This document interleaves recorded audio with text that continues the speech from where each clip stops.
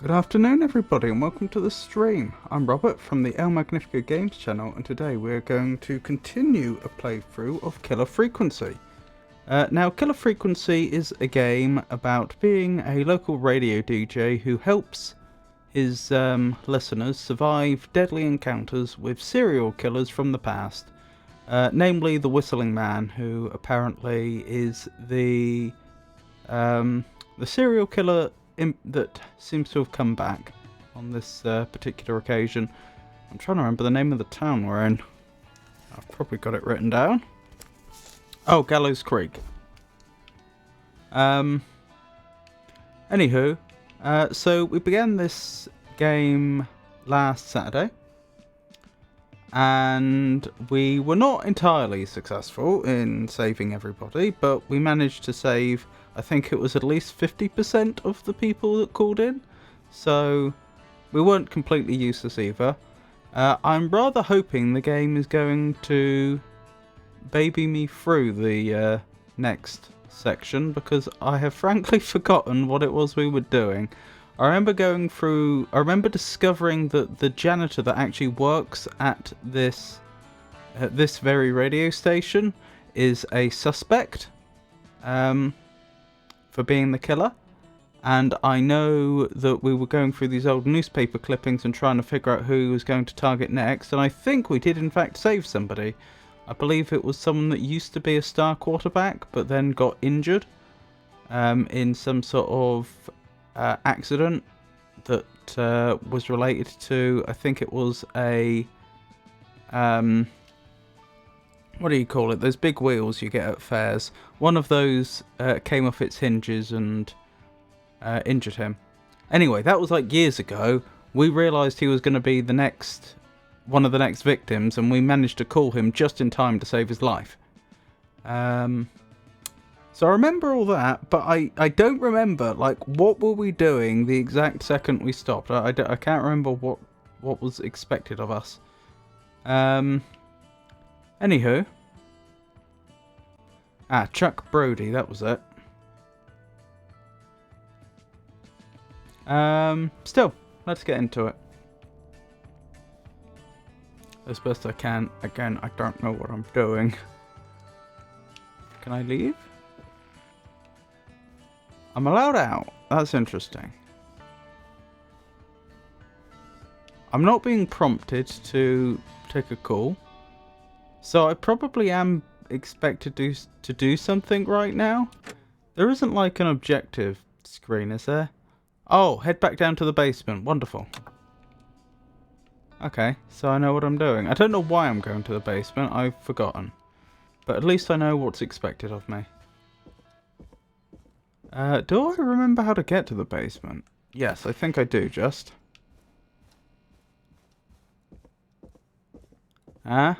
Good. The traps I put in front of the doors to protect us, they're still in place.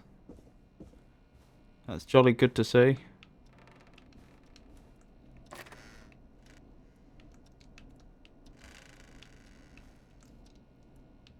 Was I definitely using a controller last time?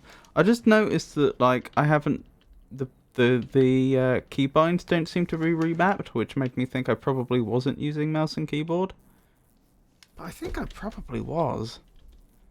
Hold on, let me just rebind the keys again. Maybe for some weird reason it just forgot. I really feel like I would have been playing this with mouse and keyboard. So I don't know why my keybinds have been forgotten. Yes, I remember doing this before, actually. I remember being very irritated that it wouldn't let me just remove a keybind. What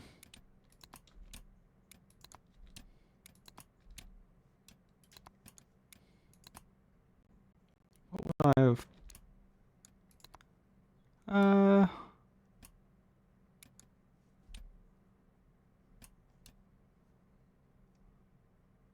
Sorry about this. Obviously, had I realised, I would have done this before we went live. Yes, I'm not sure if I explained properly. What I would expect is that I could tell it what I want a specific keybind to be, and then if it's already bound to something else, it will cancel the other bind. It will just delete it. But that's not how it seems to work.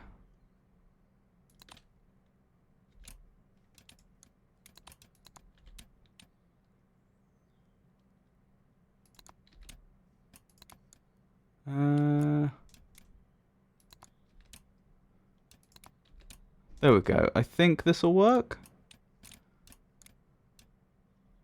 It said Q was already bound, but bound to what?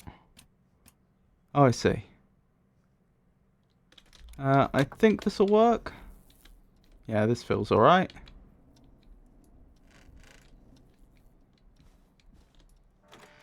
Right, let's make our way to the basement. Now we've got that sorted.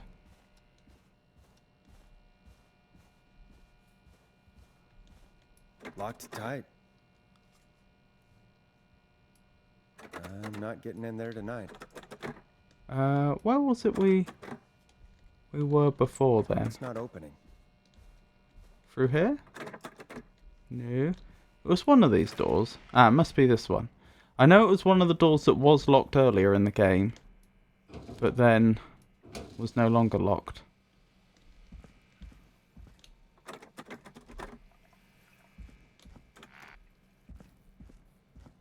Oh, I remember. We weren't able to properly close the path into the building behind us, were we?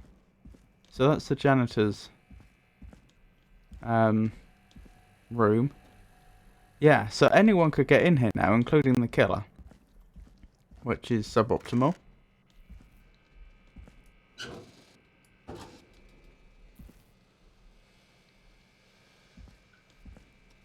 Okay, the game's saved. A key? Was this always here? I must have missed it when I brought everything upstairs. Oh yeah, mannequins in here for some reason. I don't know. Where is this key? Oh, here. No? That's not keys. That's not keys at all. For a moment I thought that was like a key ring, but now I can see more clearly it is nothing of the sort. Where are the keys?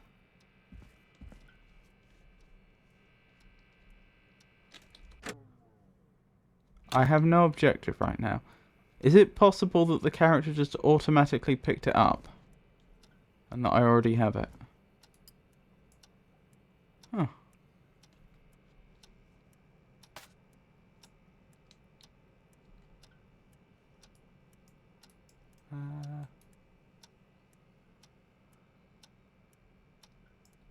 Okay. That's not all that useful.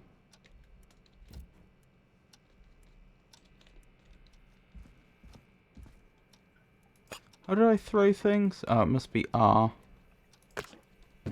Yeah, seems like it. Oh, well, we're not getting that back, are we?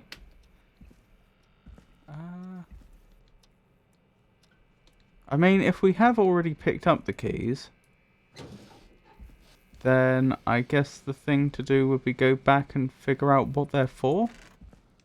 I'm not sure if we have, though. He said, hey, look, a key! I must have missed that, but he didn't. It wasn't clear whether he picked it up or not, and I didn't see the key in there.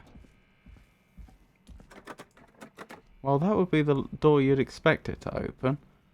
Because from a game design point of view, you'd want to put the locked door that the key opens Locked.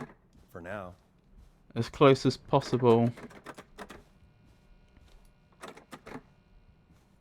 to the place where you find it. And preferably unambiguously. I mean, this is perfectly placed, because we'd have to come this way anyway to get back into the main building, and we would literally see the locked door right in front of us, and there would be no other locked doors we could get to. So I don't know, did we not pick up the key? Oh, I just realised this is disguised as a locker, isn't it? I thought it was just two doors on a wall, but it's not. We're not supposed to realise he has a whole room in here.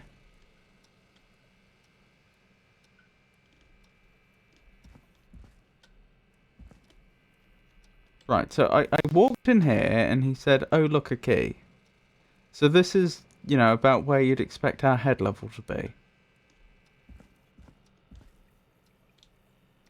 I don't see anything stuck on here. I mean, it's on the table, you'd think. Would be the most likely place, right? I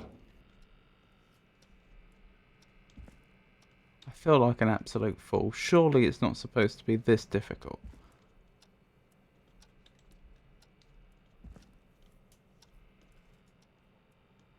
Hang on. Maybe we do already have it. And I'm just supposed to speak to... Let me check my notes.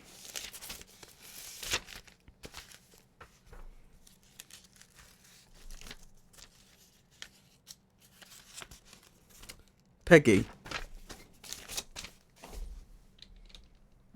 To ask what to do with it.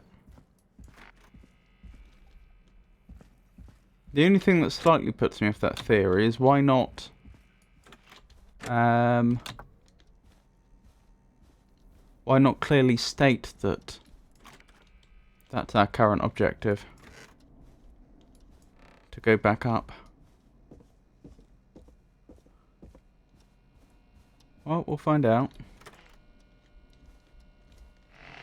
Doesn't say we're live on that sign above the door, so presumably we're still playing music.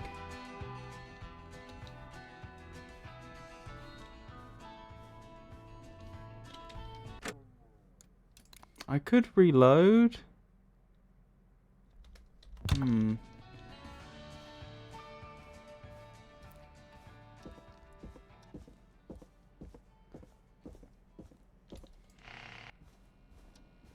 No, that probably wouldn't help.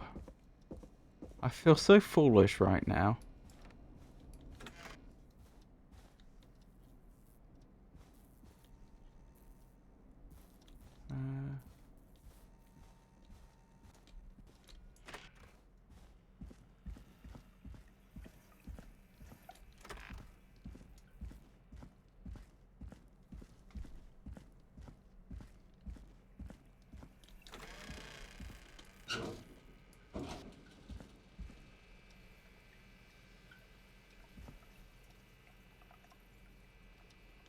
I sort of half anticipate that the mannequins would be pointing to useful stuff.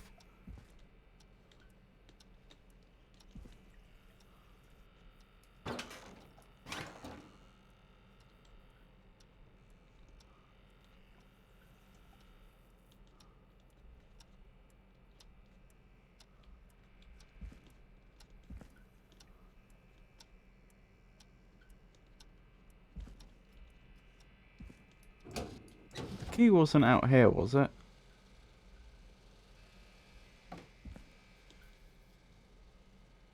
Don't think so.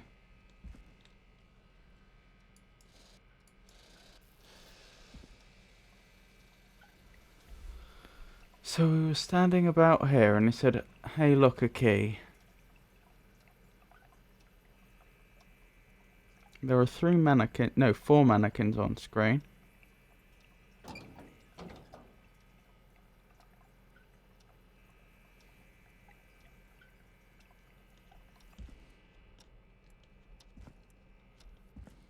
I don't know why I keep coming back here, like I think something's gonna have appeared. Here's to MC and JB. Thank you all for making our song years. Sorry, GB.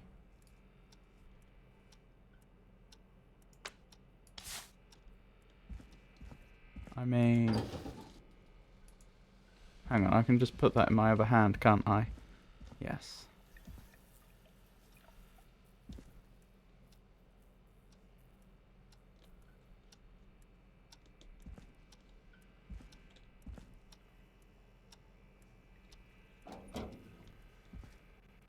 I don't get it at all. I do not see a key for the life of me. I may actually... Oh, there! Aha! Yeah, I don't think that was there before. I think we'd have noticed. So someone's been back here. Oh, I'm glad I figured that out in the end. I mean, it took me long enough, didn't it? But it would have been far more embarrassing if I had actually had to look it up. As expected, it opens this door. Out of curiosity, before we explore there, does it open any other doors? Do we now have access to all the basement areas? So many locked doors, so few keys. I assume I couldn't have chosen which locked door it opened. I assume it wasn't like it'll open any locked door, but I can only use it once. Because that wouldn't make real life sense. Then again, often games don't. Forrest, Peggy, give me some warning before yelling down the intercom. sorry. Buzz the intercom when you find something and want to discuss it. Okie doke. How did she know we were here? Like, she knew we were going back to the basement, but... Maybe she doesn't know specifically where we are. Maybe... I suppose the point of an intercom would be that it would connect the entire building.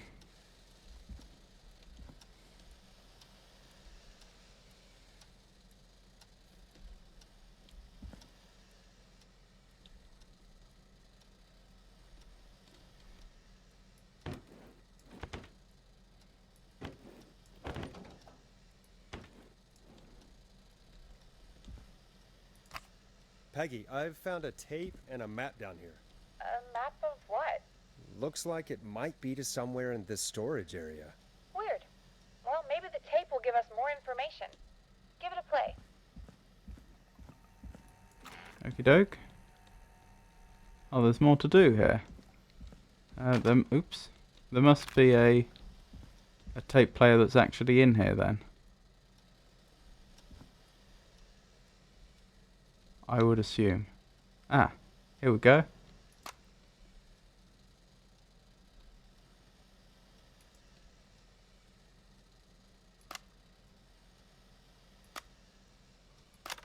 Haha. Am I not allowed to put the other tape in? No, it should work.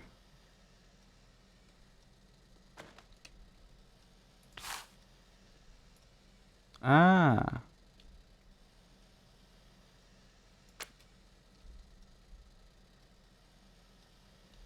So this is the one we found in the janitor's room that said, "Here's to MC plus GB. Thank you for making our song yours."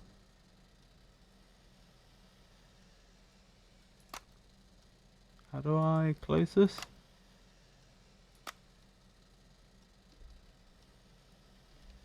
Seriously, how do I close this?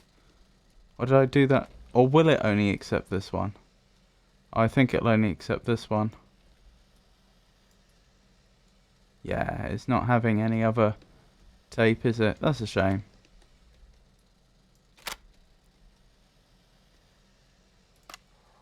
George Barrow, 1968. That's when this all began for me. That's quite Follow the maps, find the tapes. quiet. Wait, George Barrow? We all heard that he drowned after a night out drinking.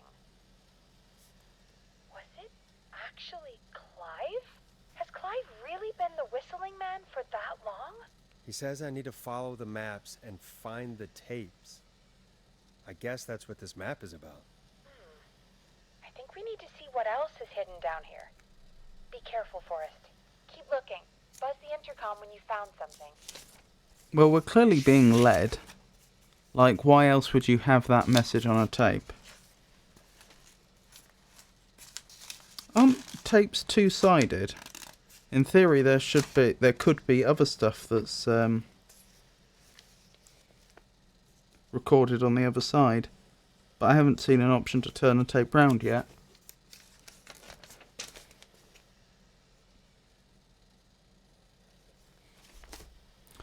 And we don't actually know that it was wound all the way to the start. Although, admittedly, this tape player doesn't seem to support winding for some reason. Okay, I'll be back here. Let's just take these upstairs. Okay, I'm not allowed.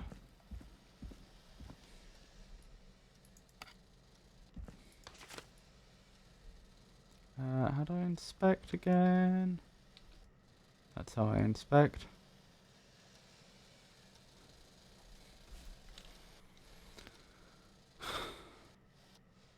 So there's what looks like a tape player on the floor, or was on the floor, right in front of a shelf with some boxes and a shelf with... I'm not quite sure what that is on the front. Sorry, stacked there. That's a very thick Polaroid.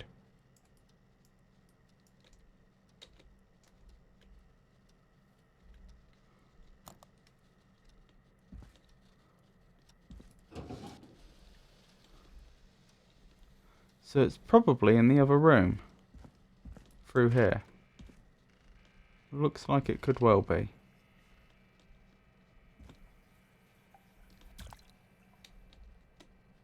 Ooh. Something spilled.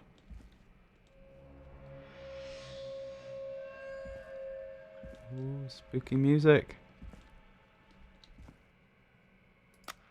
Small lacerations to arms, legs, and face, typically obtained by running through foliage. Severe blistering to the feet, as though the deceased had been running without stopping. Wonderful. So if that was like a police report or something, of one of Clive's victims, how did Clive come into possession of it? Of course, I don't know that is what it was. But just saying. Time of autopsy is 7 a.m. Cause of death is asphyxiation from drowning.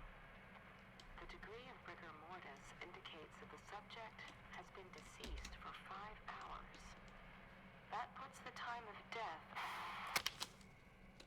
At 2 a.m.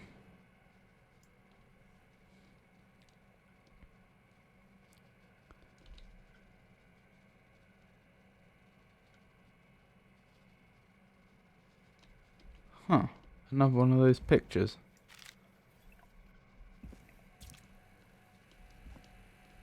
haven't quite worked out what's going on with those pictures, because I don't seem to be able to pick up the tape players to place them, but I also haven't seen any tape players on the floor.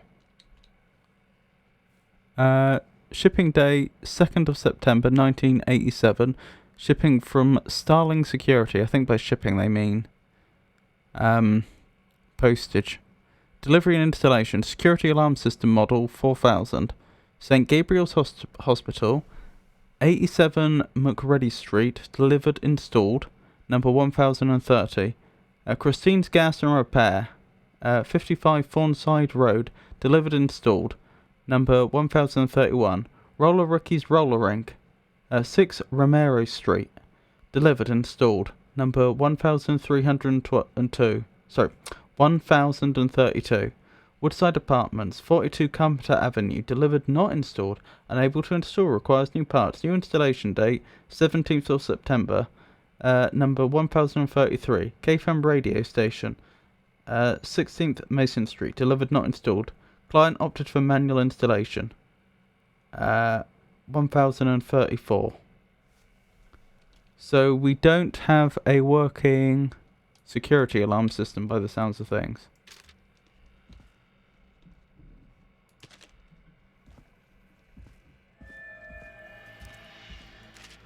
Make of that what you will.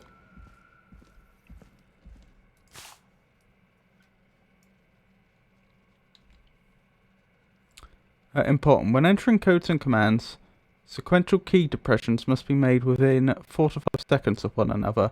If 4 to 5 seconds elapse without a key depression, the entry will be aborted and must be repeated from its beginning. I don't think they'd say 4 to 5 seconds. I think they would design the system so that it would have an exact period of time and they would know what that is.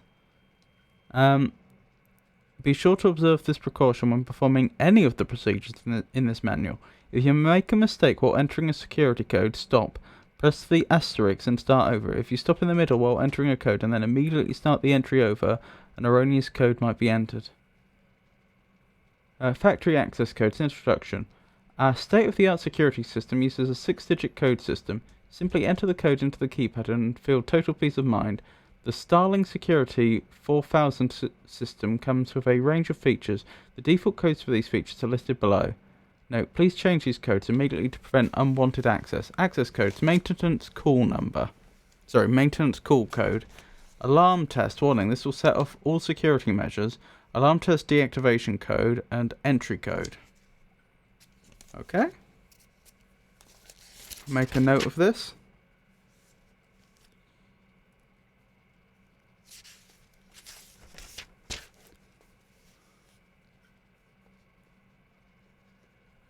What would a maintenance call code do? Like, is this connected up to the phone system and would it act as a phone? Or would it just send out some sort of alarm signal to maintenance people so that they would know to add it to the list of people to visit in the next however many days? Or something different?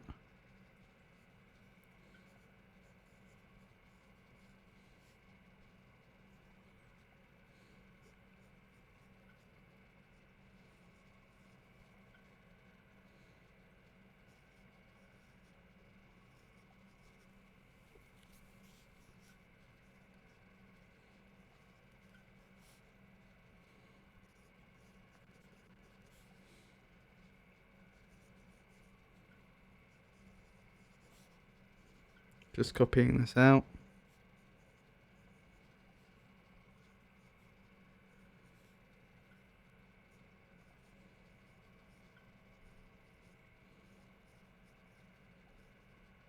Probably needn't have copied out the warning this will set off all security measures, but I've done so.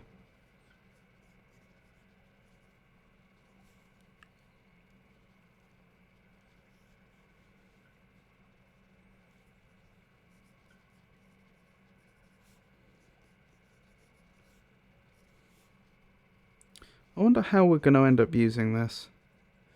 Like, is it just simply that we're going to need to get access to somewhere, so we need the entry code? Or will we see Clive coming back and then we set off the alarm system to make him think that he set it off and then deactivate it later, or something else.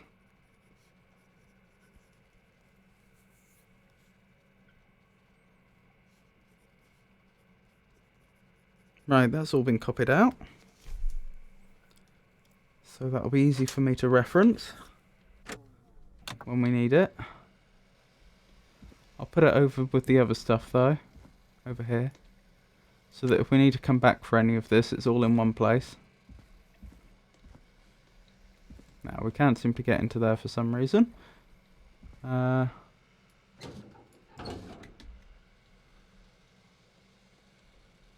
Nothing in there that looks particularly useful. Copper wire. Very, very thick copper wire, actually. It's more like copper cable.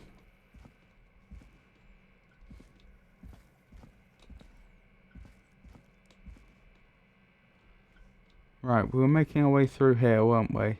And I hadn't quite figured out how the maps worked. I couldn't understand what the things were that they were supposed to be pointing to.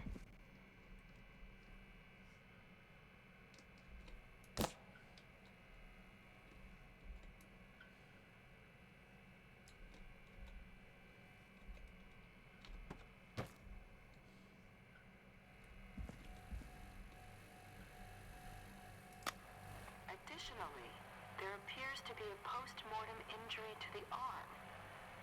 It looks like it was trapped in a car door. Post-mortem?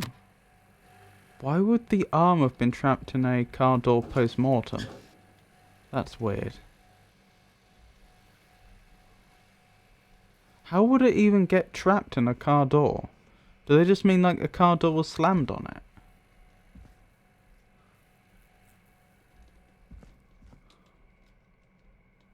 Like, perhaps the body had been put into a car, and then someone tried to close the door without realising that the arm was sticking out or something. Ooh, creepy.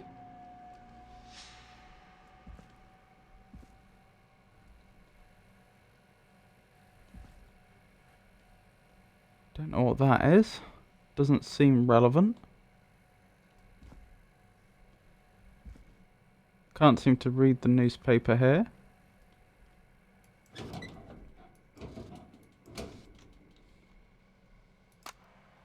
is the coroner's opinion that the subject likely feared for his life and was chased, resulting this in a has to be fall important. from a height into a body of water, where he hit his head, was knocked out, and drowned. Following that, he was moved. Dr. Sullivan, we need to have a talk. That recording. Shut it off. Dr. Sullivan.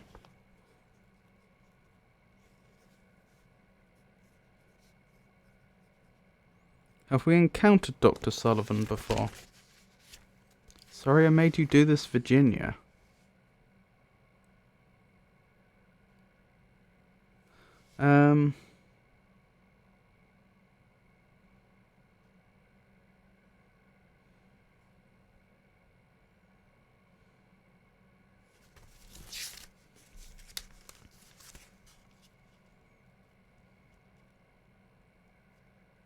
Dr. Virginia Sullivan. We have heard of her before.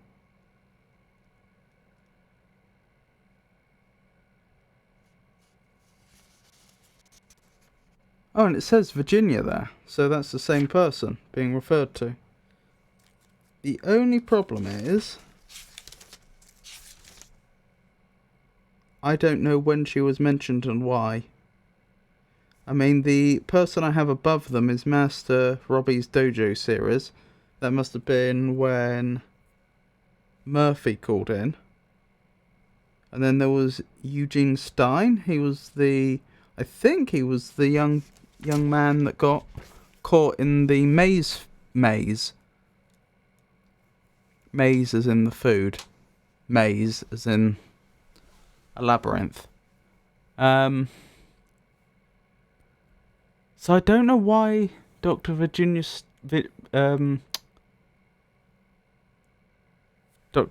Sullivan would have come up in conversation.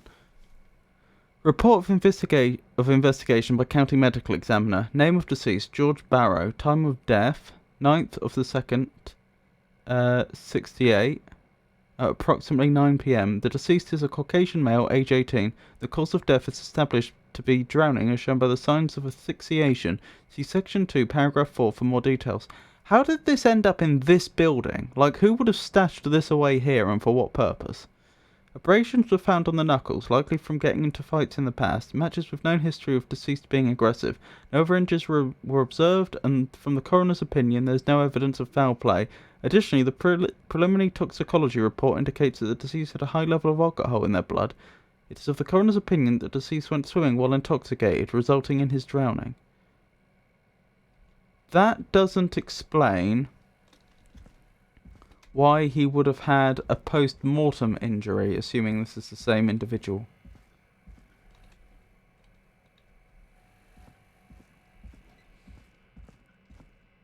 If he'd just drowned, how would he have ended up with a post-mortem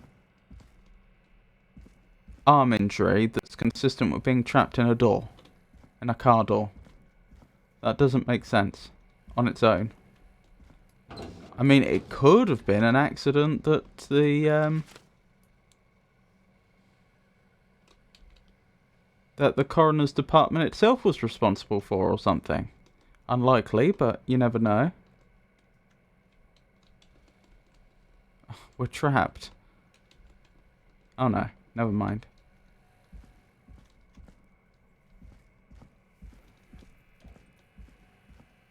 Just bringing this back to the point where I'm been stashing stuff.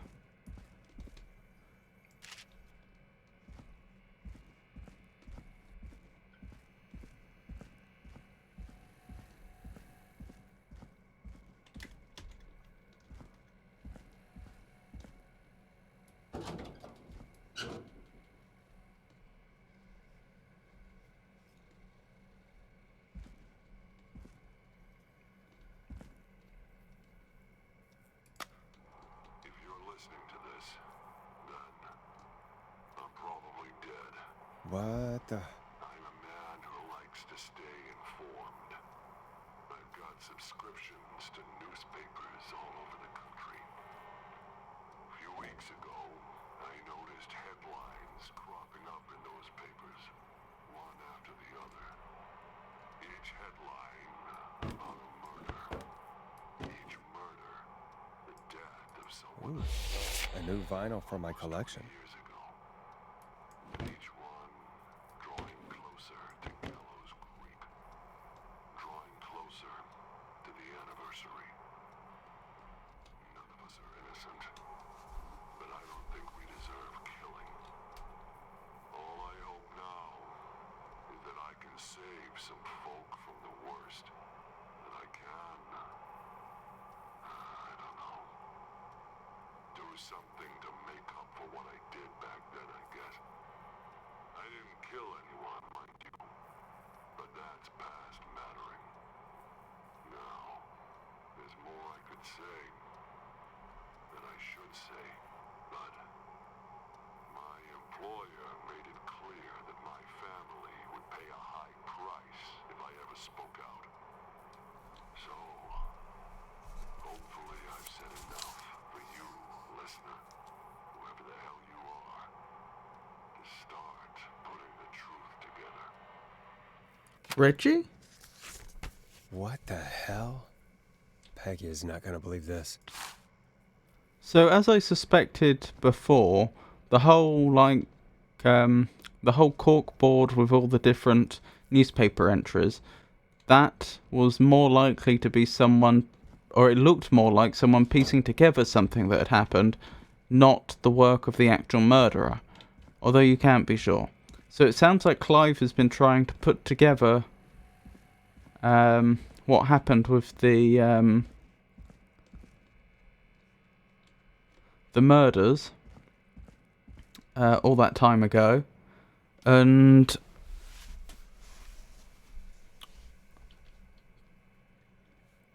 seems to be somehow involved in something. It sounds like Reggie has threatened him if he tells the truth, and it also sounds like whoever the murderer is has returned, but murdering on their return. Like as they get closer to Gallows Creek, they've been killing along the way, which is odd and concerning. Gallows Creek High presents Humpty Dumpty, a story of love, tragedy, and betrayal, starring Maisie Cartwright as Dawn, George Barrow as Henry, also with Mary Campbell as Anne. Am I supposed to conclude from that that the person that called in called Dawn was actually Maisie Cartwright? The one that led us outside the building. She had us play that specific record, which was which had been thrown out of the building, which she somehow knew about.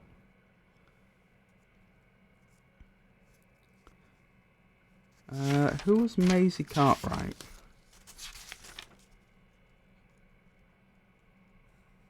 Have we come across that name yet?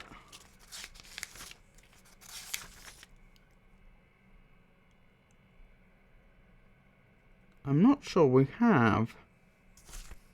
Looking through my notes.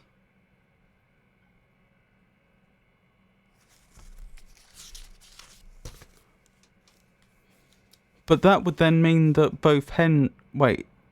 That would mean that Clive and Maisie were presumably both in on whatever's been happening.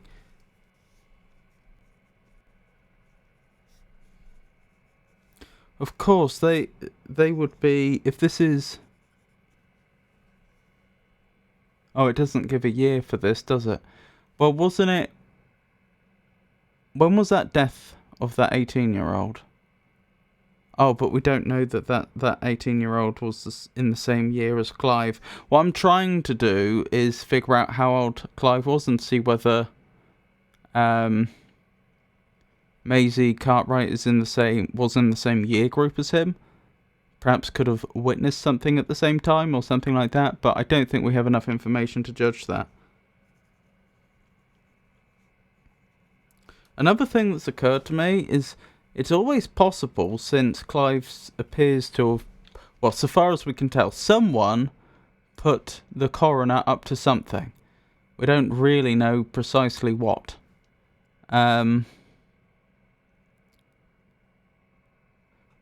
Sorry I made you do this, Virginia. It does make me wonder if possibly George Barrow is Clive.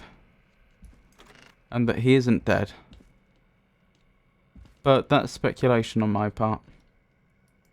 I certainly don't know that. There's more to do. Is it talk over the intercom? What have you found, Forrest? It's an autopsy tape. Doesn't say for who, but I think it must be for George. Poor George. He was so young. Something's bugging me, Peggy. What do you mean? I swear I recognize the voice of the woman talking on the tape. I just can't place it. Seriously? Dr. Sullivan. Do you think you've met her before? I don't know. I mean, I just got here recently. I don't know. Found another tape. It talks more about how George died. What did it say? It sounds like he was running for his life. Sprinting through trees and bushes, getting cut up. Oh, right. So he was How could murdered. you ask someone to do that? I'm not sure yet. But then they were covering it up. I found a tape Maybe that Reggie introduces was. a new detail to the story. Post-mortem injury. Apparently, his arm got caught in a car door. A car door? Yeah, after he died. How do you suppose they can tell? How can they tell? I'm a radio producer, not a coroner. In another tape, the coroner comes to the same conclusion as I did. George was running from something. Maybe an animal? Maybe, but then there's this next bit, where the coroner thinks he was moved post-death. Moved the body? How weird. It's an odd At the end of order the to be tape, going through someone these. burst in and demanded the doctor, Dr. Sullivan, to stop recording. Dr. Sullivan. Wait, Virginia Sullivan? She was her caller from earlier. Well, then our caller was involved in a conspiracy around this boy's death. If only she had made it. Then we Oh, might I have learned remember more about her. what's going on. It's okay. We did what we could. So The this is where the takeout story idea was a branches. long shot as it was. She was the one that We found a mentioned written Clive, I autopsy remember report. now. What does it say? According to that, it's just like you said at the start. George drowned after getting drunk. Said he liked to fight, too. The drinking and drowning matches with what I heard, but There's also a note scrawled onto the report. I'm sorry I made you do this, Virginia. Why would you leave a paper if it was trail on like the that? autopsy report, then Virginia must be our coroner. Wait, the caller from earlier, when we had to call the takeout restaurants, wasn't her name Virginia? Yes, we've established this. I think I found Clive's last recording. I think Clive might be gone. Gone? I found a confession. Not for any killings, but for playing a part in covering up I don't think George's it death. actually said that, He but it's a left this fair behind guess. in case he died. He hoped someone would find it. Do you think the whistling man already got him? Possibly. We've had a lot of callers tonight, but maybe not every victim made it to the phone, you know? We don't know how many there really are. Very good point. Christ, Forrest, that's dark. I know, but Clive said he had read about other murders in other towns, and that the murders were all folks who knew about the incident. And the killings were getting closer to Gallows Creek. Did he He said say he wanted to do something good for once. that they all Boy in his knew office. about the He killing? wasn't tracking people down to kill them.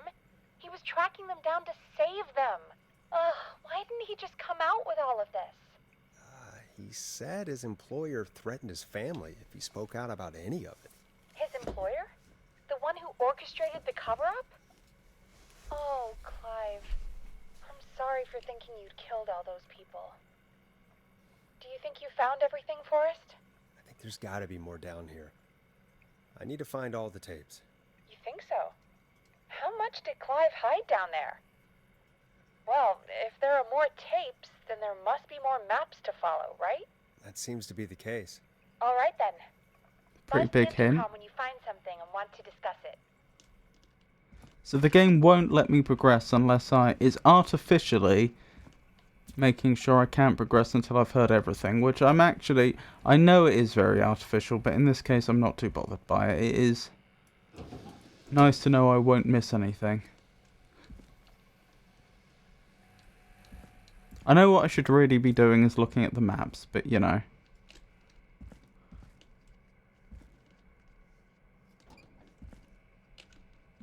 There's probably only 1 or 2 more tapes I even missed.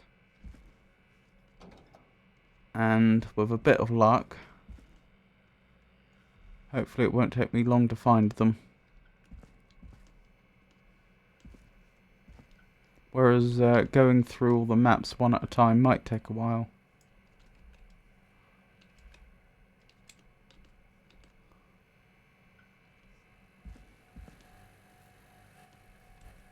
I've played that one, haven't I? Additionally, there appears to Yes. be postmortem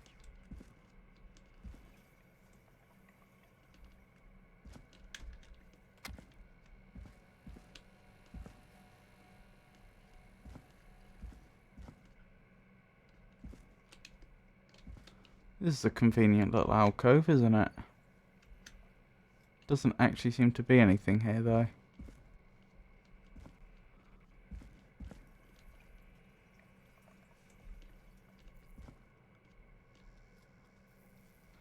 Oh, maybe I will have to use the maps after all then.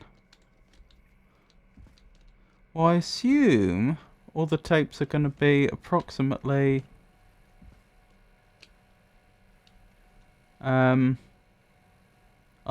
the long linear path.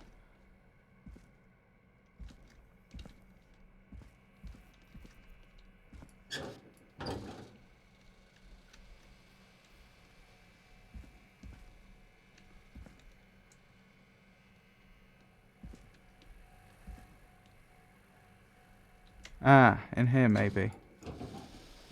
Nope. And we know we found what's thought to be the last tape. As in the most recent or final one. Aha! Preliminary toxicology results shows no signs of inebriation.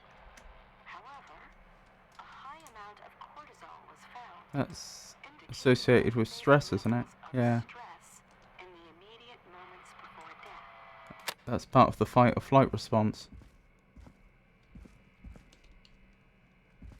Yeah, we've looked at the recording that's near that one, haven't we?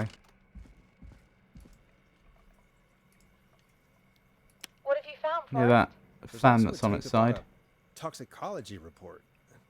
There were no signs of drinking or that he was on anything. What? But everyone said he went swimming drunk and drowned. It was in the newspaper and everything. This I know. seems so out of the written order. report says he was drunk, but I don't understand. So the official report lied about how he died? the report lied because someone wanted a closed case.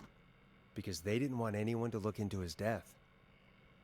Do you think you found everything? I think so. Forrest, what's going on here? Someone wanted that boy's death to seem like an accident. And they hired Clive to make it look that way. Come back upstairs when you're ready.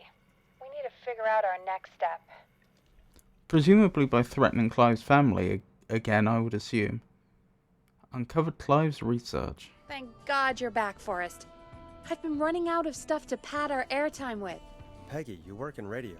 Forrest, I'm stressed. I mean, really. How are we supposed to keep a show going with all this happening?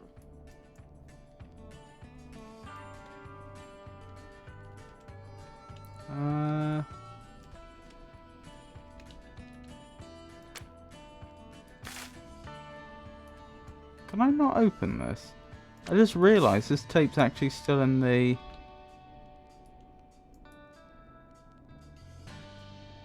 Still sealed, isn't it?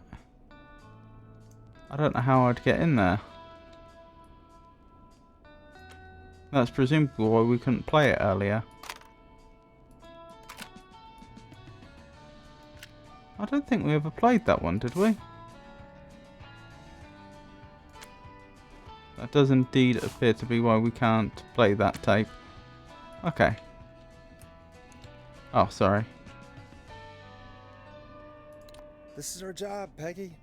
We gotta do it. You're right. So, what's the plan now? We could try Sandra. What would Sandra know? I don't know, but we have to start somewhere. Anyway, just be careful when you're talking to her. Don't push too hard. We don't want her to hang up. I'll be careful. All right, calling her now. Hopefully she's at her jazz studio.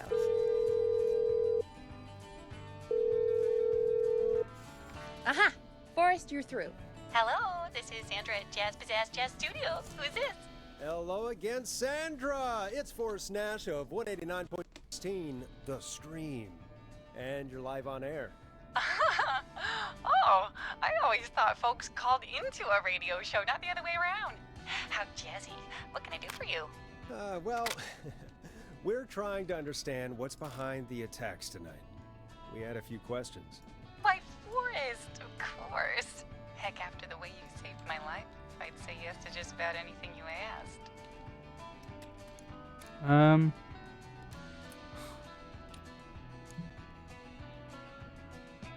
None of these seem like great options. Be serious is just gonna destroy the mood. That sounds nice. That's either gonna destroy them. That could be interpreted a number of ways, but I don't think it's gonna be interpreted well. Why were you targeted is a bit too direct. Well, it depends how he phrases it. If he phrases it like that, that's too direct. But you know, he could soften it a lot. Do you know why the Whistling Man might have targeted you? Ha! As far as I can tell, he was just a knife-wielding psycho with superhuman cardio. He'd have chased after anybody. Right. Well, we think he might be chasing specific people. People who know about the death of a boy named George. Oh, I don't know anything about that. Sorry. Are you keeping secrets or don't play games? See, neither of these seem like great options. Have you had to keep quiet about anything? Any secrets you've had to keep? What would I have to keep quiet about? I don't know. I mean, could be that you've seen something or heard something. I never saw anything. And even if I did, what would that matter? And it was Oh, here we years go. ago. You okay? Sandra, are you okay? It was years ago. We know. We know, Sandra. You do? You know about? Yes, of course. This studio is my life. After I found the body in the river, I couldn't lose my studio. Do you understand? Yes. Sure, I understand. When the rent just kept going up, he said he'd stop if I just needed to keep quiet. And everything would be okay. That's low. I think if we say who was he, she's less likely to say. You covered up the murder of a boy Oh, not from her. a dance studio? That's low, Sandra. Oh, Forrest. Oh, look at the time. It sure is late. I have to go. I'll drive home now or just I meant, drive. I thought you were going to call what the murderer did low. Well, I might have gone a bit hard on her. a bit? All right, let's just move on. Well, folks, if anyone out there has any thoughts on what's going on tonight, please call in. That's good timing. We've got a call waiting just this second. I'm actually tempted to reload, simply because that is not what I intend. It's not that. This is Sandra at Jazz Pizzazz Jazz Studio. Who is this? Hello again, Sandra. It's not that First I National tried something and didn't like the 189.16, result. The It's Stream. that what I selected And didn't live do on what air. I thought it was going to do, and there's no way I could have known I that. always thought folks called into a radio show, not the other way around. How jazzy. What can I do for you? Well, we're trying to understand what's behind the attacks tonight. We had a few questions. Why, Forrest, of course. Heck, after the way you saved my life, I'd say yes I to thought we just were about being anything you sympathetic asked. to her.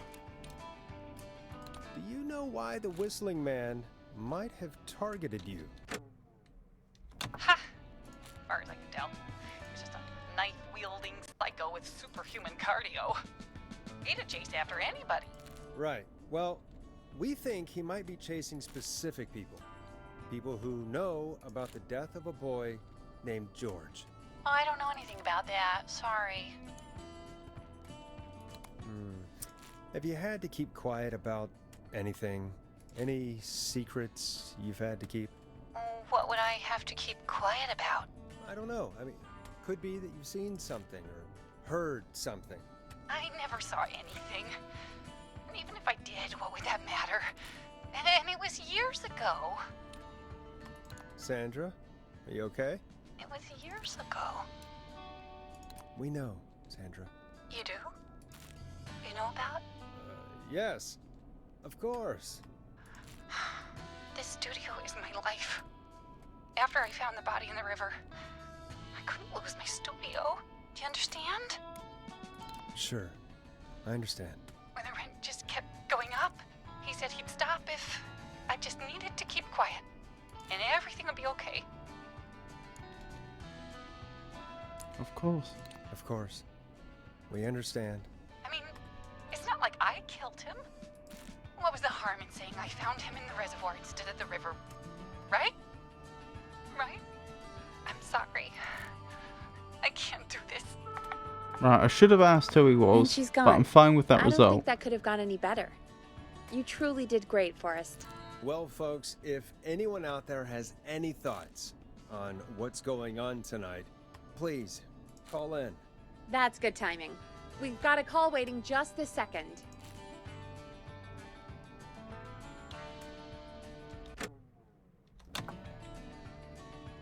Welcome to 189.16 The Stream with me, your host, Forrest Nash. Hi, Forrest. I know this is really out of the blue with everything happening tonight.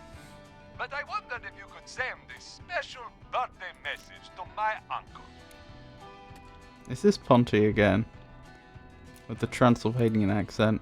Well, I don't actually know what a real Transylvanian accent sounds like, but it sounds like a stereotypical vampire accent. Sure, why not? You know what? I'd welcome a change of pace. I'd be glad to. Thank you, Forrest. He's my Uncle Ronnie. His first name's Peter, but he never liked his name. But since he always had salt and pepper hair, even as a kid, can you believe it?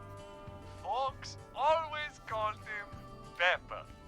Thanks for the history lesson. Is there anything besides happy birthday you'd like to say to Mr. Pepper? Oh my god damn it! Yes! Tell him he can get the best birthday deals and party packages here at Putney's Pizza. Starting at just... You son of a bitch! Stop calling us! Sorry, Forrest. Let's just move on. We've already got another caller on the line.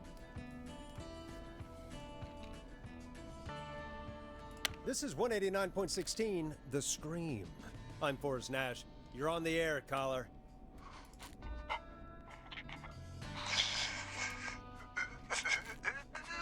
Caller. This doesn't sound great.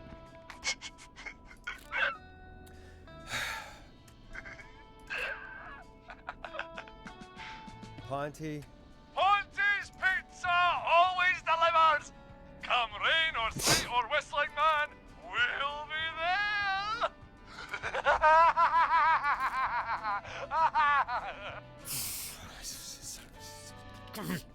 Forrest? Forrest? Are you okay? Forrest? I hope the whistling man gets him with his own pizza slicer. Jesus, Forrest? Sorry, that was too much. It's okay. It's been a high-stress night. Don't worry about him anymore, okay? Not for tonight, anyway. I think he's spent for now. We've got another call. How Whenever can you you're tell? I'm watching the paper ball baskets go up. I want to get to 100. Paper ball baskets made from the desk. Folks, don't spend your money at Ponty's Pizza. That's all I'm gonna say about that. Moving along, I'd like to welcome another caller to 189.16 The Scream. With me, Forrest Nash. Who, may I say, is calling? Well, hello again, Forrest. Don. We played your song, Long Ride Home. Did you hear it? Can you tell us? Never mind that now. First, I'm calling because I need your help. Maisie Cartwright? Are you in danger? Are you in danger? I sure am. Do you mean Yes, he's after me now. you? I think so. He must have heard me on the radio helping you. Right. Right. Okay. Tell us everything. I was out following a lead, trying to work out who would be next. After Chuck. And what happened? And I started to feel like I was being followed. So I came back to my apartment building, but this newfangled security system has me locked out. I need you to help me get inside.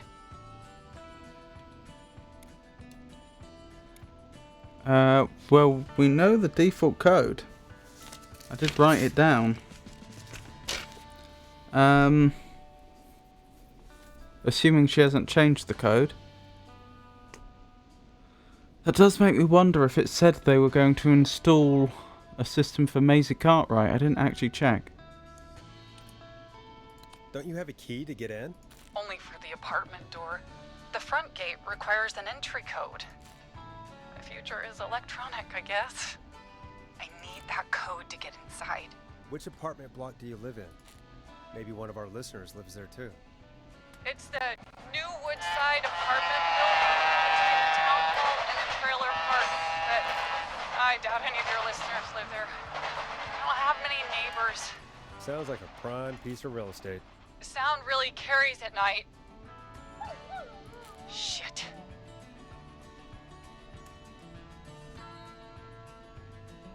A neighbor's dog? Is that a neighbor's dog? Yes, it is. Boy, I wish he'd muzzle that thing and... Oh. And now he's blasting David Scopo out of his window. this night can't get any... Oh, this little man. He's coming down the street. I don't think he's seen me yet. Forrest, please. I need your help. I need the code for that security system, or I'm gonna die. Why would you assume Forrest would know though? What's the name of the security system? There's a sticker on the box. It says Starling Security 4000. There's a keypad, and it looks like it wants a 6-digit number. We'll try. We'll see what we can do. Thank you, Forrest. Yeah, of course. Don't worry, Don. Thank you, Forrest. I knew I could count on you. I'll sit out of sight. Call me back soon. All right, folks. Here's a little tune for you all to enjoy while I try to break Dawn into her apartment. I hope it is actually hers. I'll play all records during the course of the night. You were pretty quiet there, Peggy. Forrest, was it just me, or was there something... Yeah, it wasn't just you. Something was weird about that. Yeah, well, tell you what, we have a Starling 4000 or whatever here at KFAM. Clive bought one for the station. Maybe we can find something to help. Well, I'm not sure who, but to help someone. Oh, they must be at Roller Ricky's, So she's hence the locked out of dog. the Woodside Apartments, and somewhere Clive probably has the papers for the Starling 4000. Woodside Apartments. So I want to check. We don't actually need to go for the code, because I already know the code to gain entry and to set the alarm system off, among a bunch of other things. But I do want to check where that security system was installed.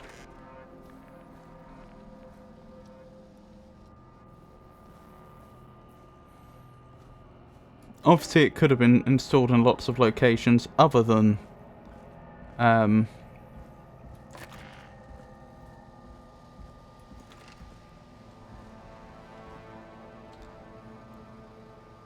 ones that are listed here. Right, St. Gabriel's Hospital, Christine's Gas and Repair, Roller Ricky's Roller Rink, Woodside Apartments. It is installed at Woodside Apartments though, delivered not installed. Unable to install, requires new parts, new installation date, 17th of September.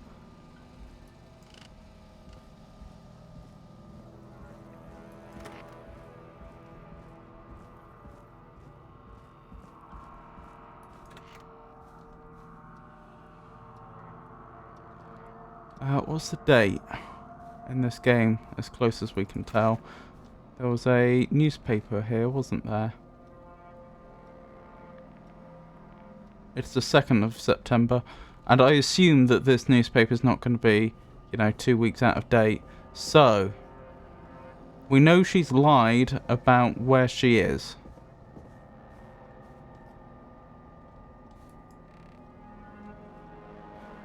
We also know that she appeared to have helped us find Clive's trail. But on the other hand, her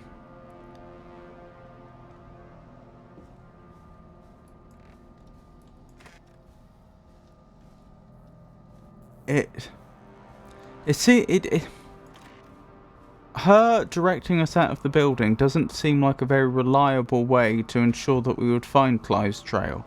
And it's also not clear if she was trying to get us to... Because, it relied on us to break into the building in a very specific way and then happen to take a side path which brought us into Clive's janitor room.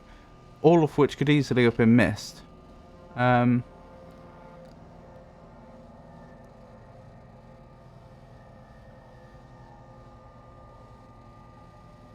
Humpty Dumpty, Maisie Cartwright, George Barrow, Mary Campbell as Anne. Why would she have used... a pseudonym that we could in theory trace, like a pseudonym that she knows she has a history with. Like, she may have thought that's too obscure for us to know, but why use it at all when she could just on the spot make up something new?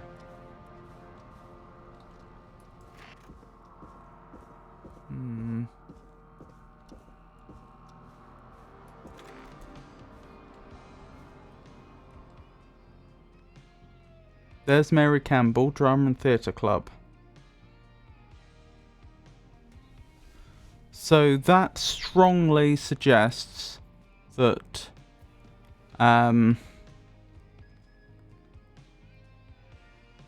they were at high school with the same year group as the people that are being killed.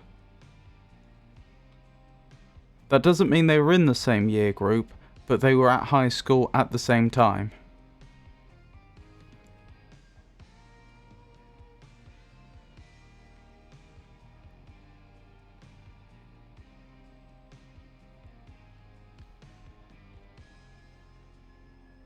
I suppose it doesn't prove that the killer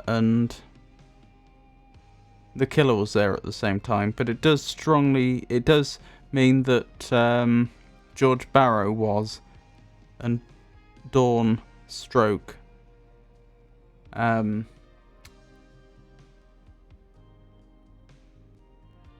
Maisie, what was it? Maisie Cartwright were. Okay, so this is the bottom line. We have a bunch of codes. We could give her her code that will let her in, or we could give her a code which would set off the alarms, or we could give her a code that would call maintenance. We heard the railway track when we were there, didn't we? Trains going past. Makes no sense why we would have heard a train from Woodside Apartments, but again, Roller Ricky's, that would make sense. I think she is at Roller Ricky's. So, what I'm trying to get at is, do we want to help her or not? My instinct is no.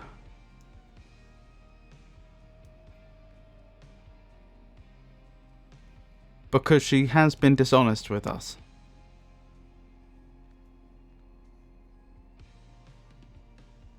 We have good reason to believe she's been dishonest about her name. She's been dishonest about where she is.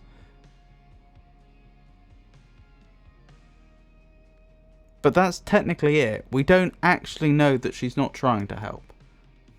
It's just that if they've already been dishonest us, if we can prove that they've already been dishonest with us about two things, why would we not assume they're being dishonest about a third? She also seemed awfully calm about the whole whistling man situation, like, oh, I'll just hide somewhere out of sight, as if it's not a problem. Like, if you are actually being hunted by a serial killer, would you be that calm? I don't think you would. I don't think you'd have that presence of mind. Okay, so there's some evidence pointing one way, some evidence pointing another, but on balance, I think she's probably working with the killer. Why, I don't know. But I think we set off the alarms. Welcome back, Forrest. Find anything? Nothing by way of key codes. I see. No, we did find them. We found them earlier. I've got them written down. Alright, I'm probably gonna... I'll look again. I'll go back and look again. Don't be too long. Right. But to be fair, I don't think she's actually in any danger. I think she's hanging out with the killer right now. Oops, didn't mean to go in there. Clearly I looked at the key codes too early in the game, and the game didn't make a note of it. I was going to say, because I have the key codes written down right in front of me, but I don't know whether the game will give me the correct dialogue options if it hasn't registered the fact that I've seen the key codes. It may be that it always shows the same dialogue options, or it may be that it changes them based on what it thinks the character knows.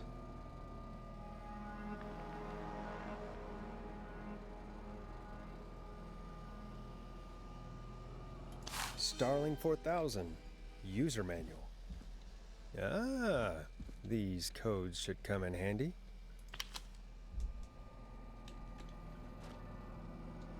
Order delivery form. Starling must have left this by accident. I was gonna say, you The would... system's not even installed at Woodside. No.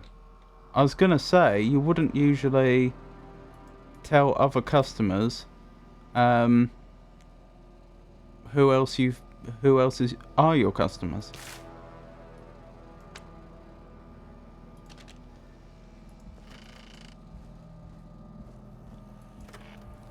Right, I think we're getting somewhere.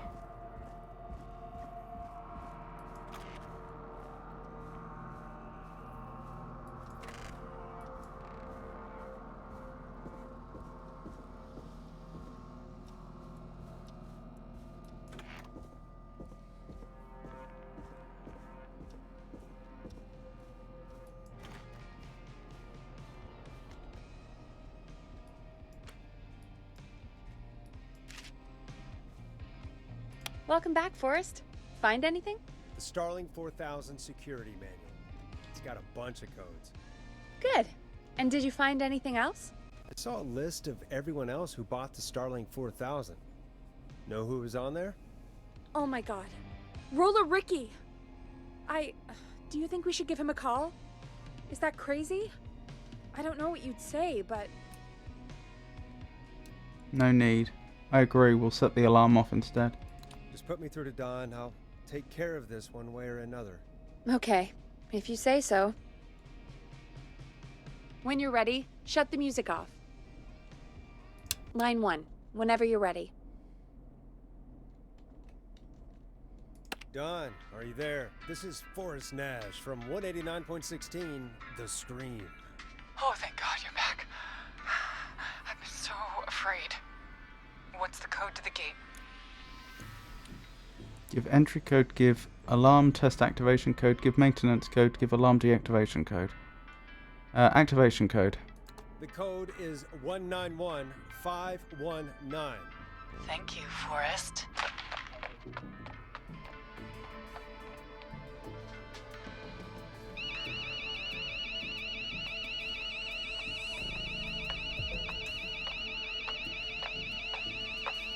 Son of a bitch. Ah!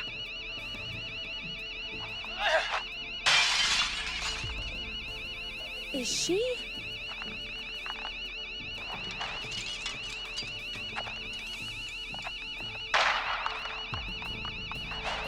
I hope I made the right call. And stay out!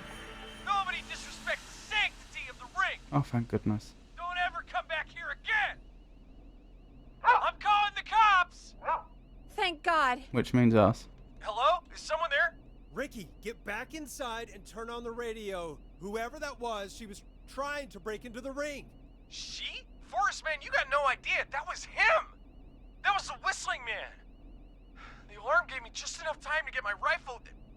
I don't like hurting folk, but I can't let anything happen to Maxie. He's my best friend, you know? Listen, man, I'm heading back inside. Gonna barricade that window. My man, thank you. You and Peggy can skate for free whenever you want, forever. That's a done deal. Thanks, Ricky. Can't wait. You got it. Talk to you soon. Okay, Gallows Creek. Here's some music while we process what just happened. So, the whistling man is a woman?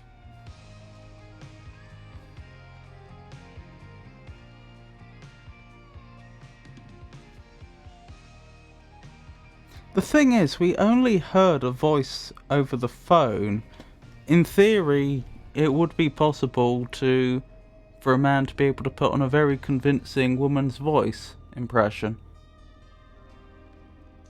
But then we have the whole Dawn Maisie Campbell in their adaptation of Humpty Dumpty to consider.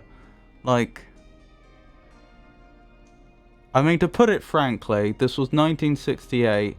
I don't think they would have been very receptive to transgender students back then, so I think we can dismiss that possibility.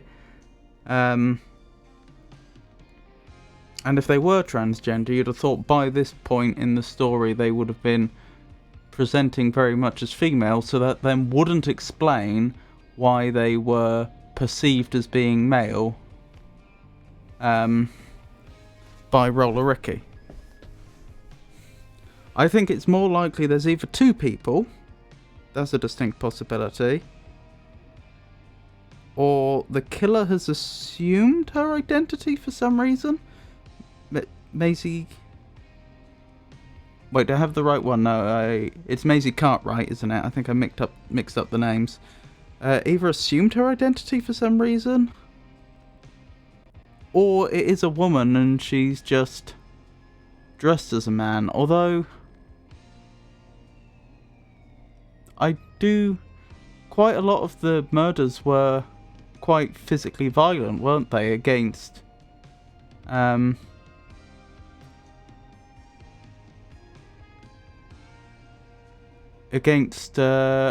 grown men that should have known how to defend themselves, like Murphy.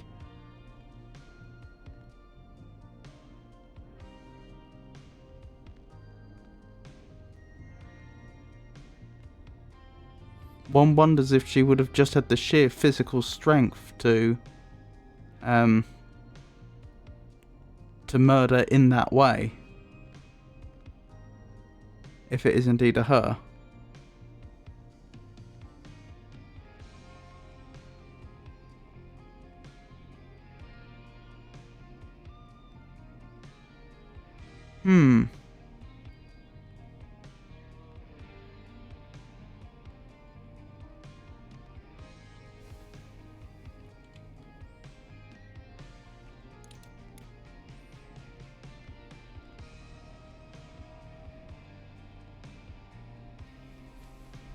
I mean, I'm not absolutely completely against the idea it's a woman, but there's some stuff that doesn't add up. I think it's more likely to be two people.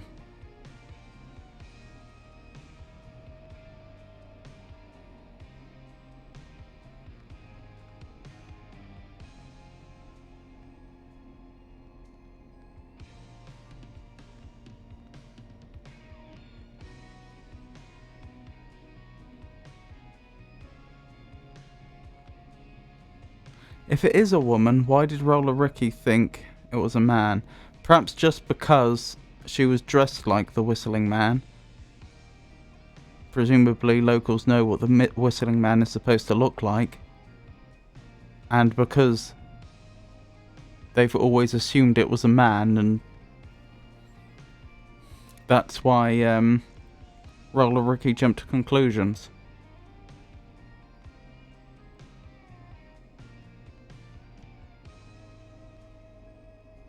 So I guess what I'm really saying is we still don't really know.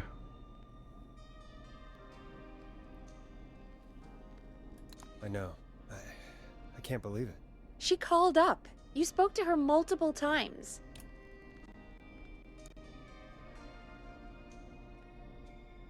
I thought she was just regular Gallows Creek Strange. I thought she was just regular Gallows Creek Strange. Really, Forrest? Why do you think she requested that song? It's a good question. To get me outside, to mess with us, maybe she actually wanted it. To get me outside? Maybe, but how? She didn't know the song was outside to start with. That's right. She must have. She never actually attacked me out there. So? What now? I guess I should make an announcement. We do have new info.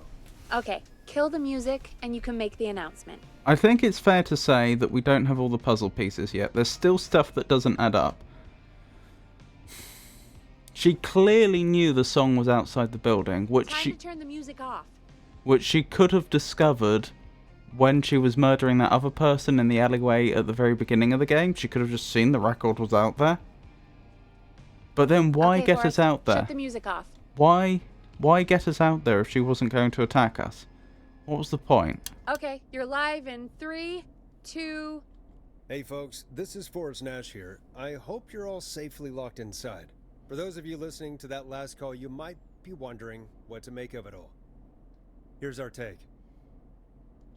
We now believe the killer is actually a woman, one who might manipulate you into letting her in before she attacks you. I'm sad to say, but it's time to trust no one. Or, we're neighbours, look out for each other and stay safe. I think that's fair enough.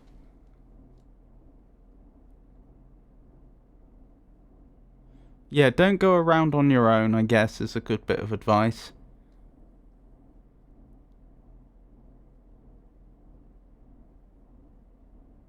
I'm just thinking, saying trust no one, well, what's the alternative? Don't trust any man? Is that the policy we had before? Like, I think it's clear that, although it's unfortunate, I think it's clear that there is going to have to be a degree of trust to keep people safe. Like, having everyone not trusting anyone else and trying to spread out just as so that they're all on their own, that just sounds like a terrible policy. We're neighbors. Look out for each other and stay safe. The killer was calling themselves Dawn. This could be a fake name. This could be a fake name. If anyone needs help or you have info on the killer, please call in.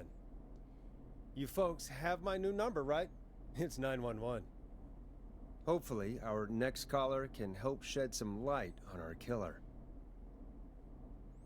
Hey, we had a call come in. Okay, folks, time to take a call.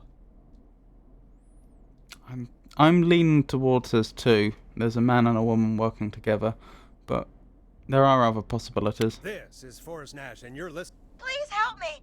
My name is Casey Moore. I'm at 25 Nancy Drive. My best friend's been stabbed. He's bleeding everywhere. I don't know what to do. Please help me.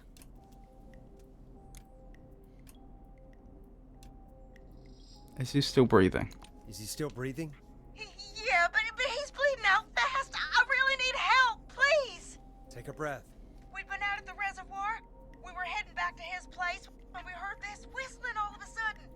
He just started freaking out. He screamed at me, told me to hide. I'd never seen him like that, and I just panicked and ran and hid in a bush. Oh no. Forrest. Then what happened? He went up the road and talked to someone. I couldn't really hear or see anything. It sounded like he might have known the person, and they just stabbed him. Was it a woman? Casey, was he talking to a woman? I don't know. They had a mask and wore all black. That's all I know. Please, we need help here. I'll get you help, but I need to know. Where did the masked person go? They left. They left him to bleed out. I waited until they were gone, then dragged him into the garage and called 911. Wait, why didn't she make sure he was dead? I don't know. I think I heard them say something like, "It's not so funny now, is it?" before they left, but please, he needs to get to the hospital. I can't drive, so we need an So, ambulance. what is his name? Forrest, the ambulance was destroyed in the explosion at the gas station. You should get all the info you can. What is your friend's name? What's your friend's name, Casey? It's Jason Parker. Can you tell us where Jason was stabbed? They stabbed him in the stomach, and then stabbed him again in his leg when he was on the ground, and it's... Oh, the knife is still there in his leg. We'll be right back. Peggy, patch us through to the hospital. On it. Phoning St. Gabriel's now. Switch to line 2. Hello, St. Gabriel's Hospital. How can I help you? Hi, this is Forrest Nash from 189.16. We have a stab victim at 25 Nancy Drive named Jason Parker. He's been stabbed in the stomach and the leg. He's bleeding heavily. Oh, God, I'm sorry. But the ambulance is... well, you know. I know, but please, we need something or he's going to die. Forrest, listen, you're going to have to get him here. We need to see him, and we can't get there ourselves right now. We don't have any way to drive him right now. And even if we did, he's bleeding out fast. All right, listen. We need to to buy him time to get here. That means stopping the blood first, and then finding someone to stabilize him. To stabilize him, you really need someone with first aid training. Do either of you have any? No. Me neither. Damn it. I'm really sorry about this, but I have other patients who can't wait. All I can do is talk you through the procedure as quick as I can, and then leave the rest to you. You think you can handle that? Hit me. I'm sure we can handle it. Okay, from the top. If he's bleeding out, then you need to get him comfortable and try to stem the bleeding. Lay him down.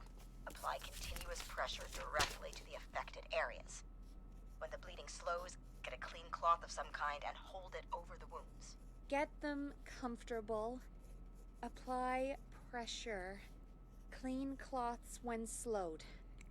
Got it, I think. You said he was stabbed, right? If the object he was stabbed with is still in him, don't take it out. It's stopping the worst of the bleeding right now. If anything, you should secure it so it stays where it is. I wouldn't have thought of that. It makes sense, though. God, that was a lot of info. But I think we can handle this. Glad you got it so far, because there's more to go.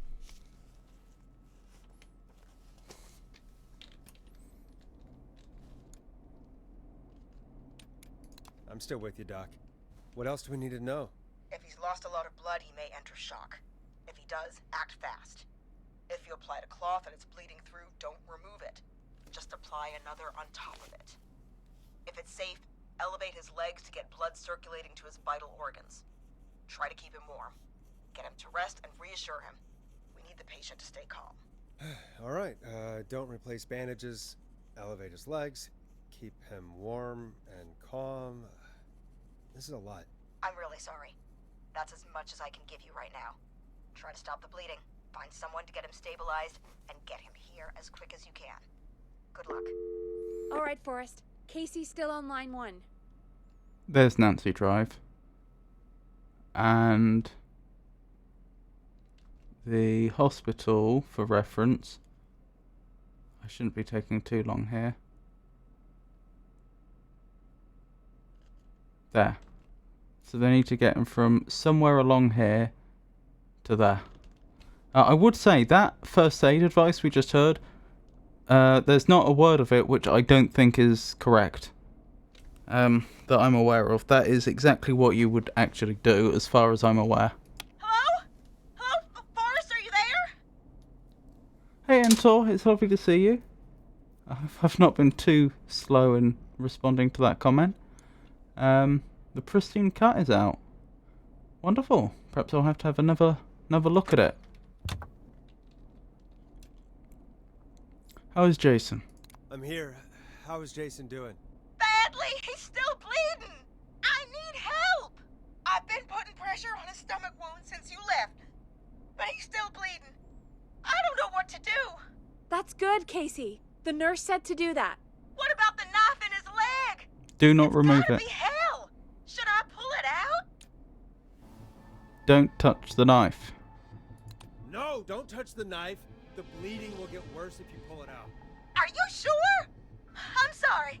I'm gonna stop making suggestions. No, don't worry, Casey. We're a team here.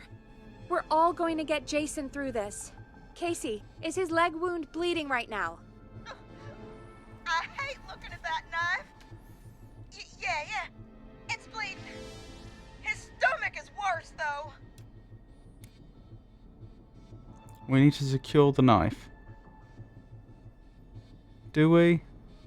They did say secure the knife if you can. This is a difficult one from a game perspective because I'm only given 2 choices. My thinking is that, well, you apply triage effectively, don't you? I know you'd normally use that to describe which patient you're going to treat, but in this case I mean you would decide which wound to treat first, which one's more serious. And although securing the knife is a good idea and exactly the thing they should be doing, I think the stomach comes first. But the game isn't letting me say anything like that. Like, I don't know whether this is bait. If I click we need to secure the knife if they then die because of the stomach wound, or if it is actually checking whether I was paying close attention to what I was being told, and this is important, and if I don't do it, then they'll die. I don't know.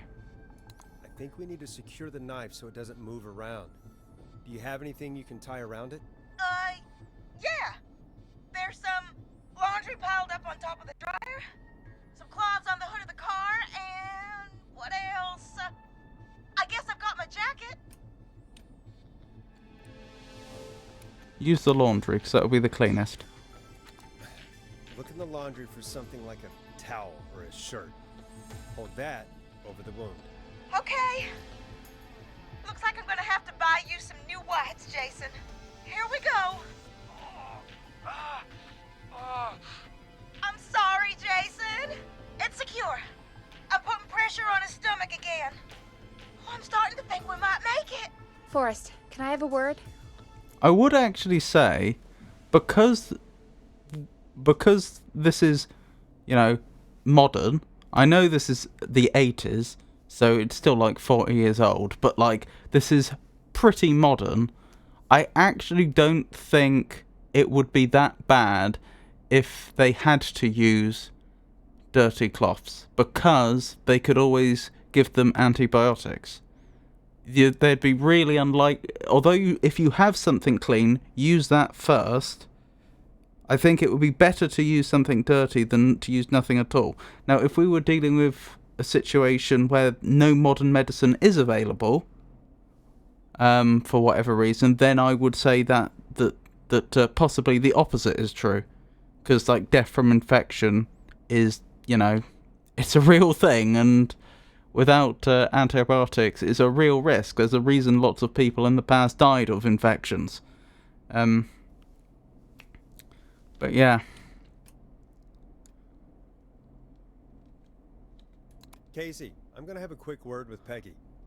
Keep putting that pressure on, and let us know when the bleeding is Still, under I'm not a control. medical expert. That's just Doing great. what comes to my What if mind. something happens? We'll still be here. Just shout if you need anything, and we'll be there. I promise. Okay. I'll wait. Jason, please be okay.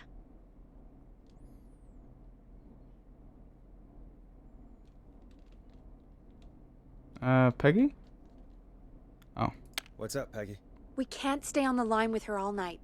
Dawn is still out there. What if other people need us? You're right. Well, you do have multiple lines. She's probably on her way to her next target right now. Exactly. And you heard the nurse. We need someone there with training who can stabilize him. He's got to get to the hospital somehow. Any suggestions? Any suggestions, Peggy? I might. A little before you started working here, KFAM did a mandatory first aid training course. Me and Karen missed it because we were away on a producer getaway. You skipped it, didn't you? Never mind. So, how does KFAM's first aid course help us? Casey said they're at 25 Nancy Drive, right? Yeah? Why? They put up a bunch of cheap houses around there about 10 years ago. So a bunch of people here at the station live around there. Do you think any of them could help Casey and Jason? Probably. That seems But I unlikely. don't know who lives there.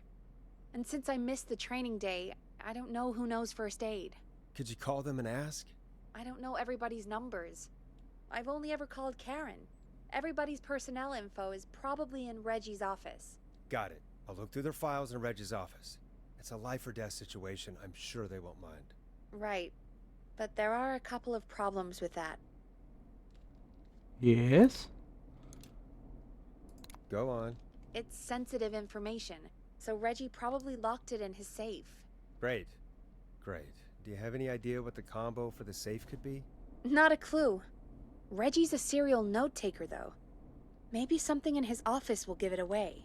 Understood. Right. There is Just another something puzzle to else. solve. I'm not gonna like this, am I? Have you ever heard, the future is floppy?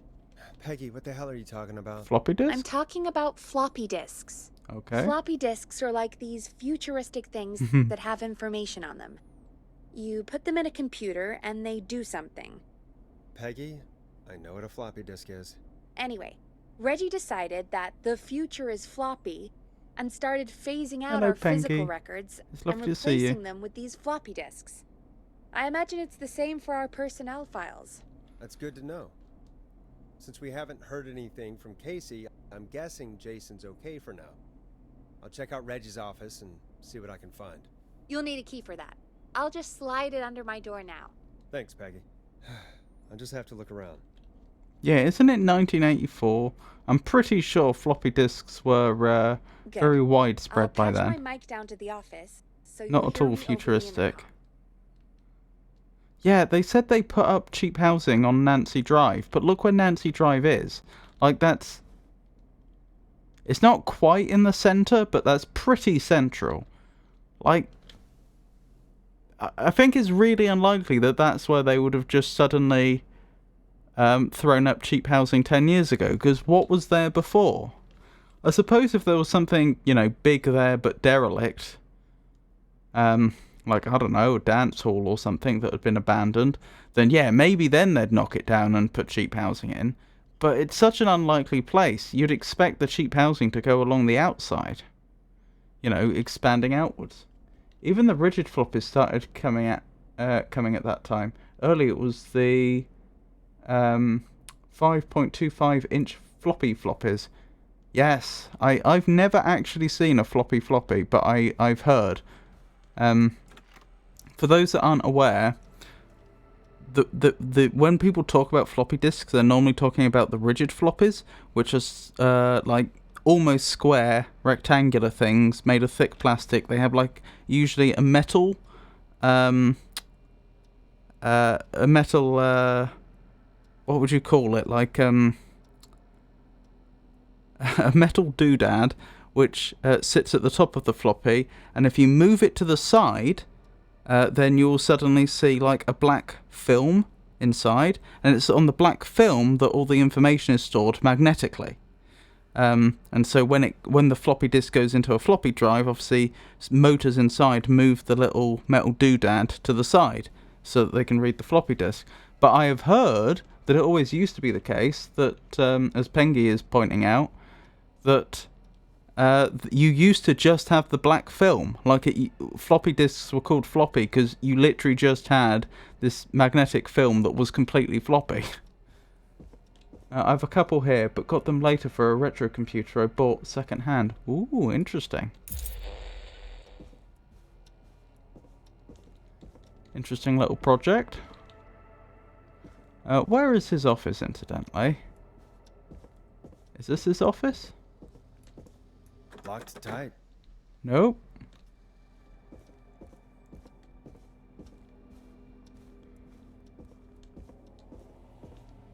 That obviously goes back down. It's not like... I know it's not here, but is it connected to this room? Then... They were in a softer plastic envelope, so not only the film, but definitely not as protected as the 3.5 inch harder ones. Oh, I see. So they were actually... they did have a protective envelope. Okay, I see. Again, that makes sense. Having never seen them myself, of course, I didn't know that.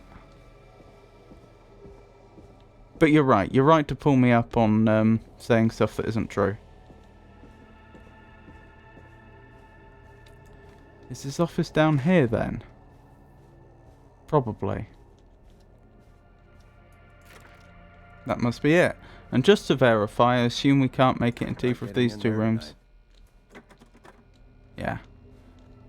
Because these appear to have spills and warning signs outside, I'm assuming neither of these doors we ever go into.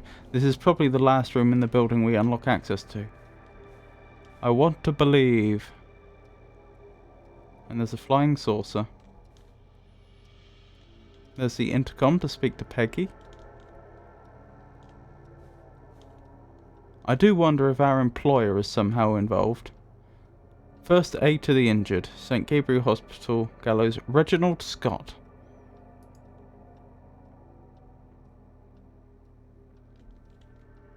So I guess it's Reginald Scott we'll most likely be calling. Looks like I need a 4-digit code. Yeah, why? Why does he have a map of the town in his office? I'm not saying that's not a jolly good idea. It's just, we've seen several of these maps, haven't we? There was one in the basement as well. Hint. Very important date. Okay, so we're looking for a 4-digit date. Ooh, X-Files reference. Oh, is that what that is? I didn't realise. There's still lots of stuff running with them. Like Germany's high-speed trains and also some battleships. What, you mean using floppy disks?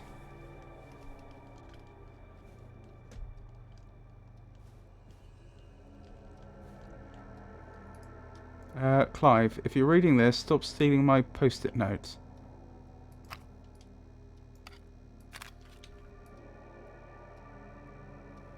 Alien sightings, number 75, UFO over park, the 12:45 a.m., 1810, 85.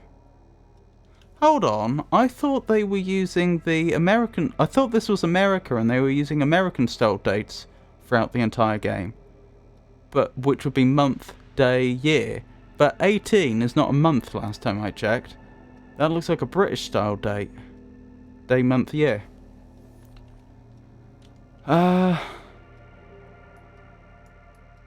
Didn't they say it was a 4-digit code we were looking for, though? I guess 810?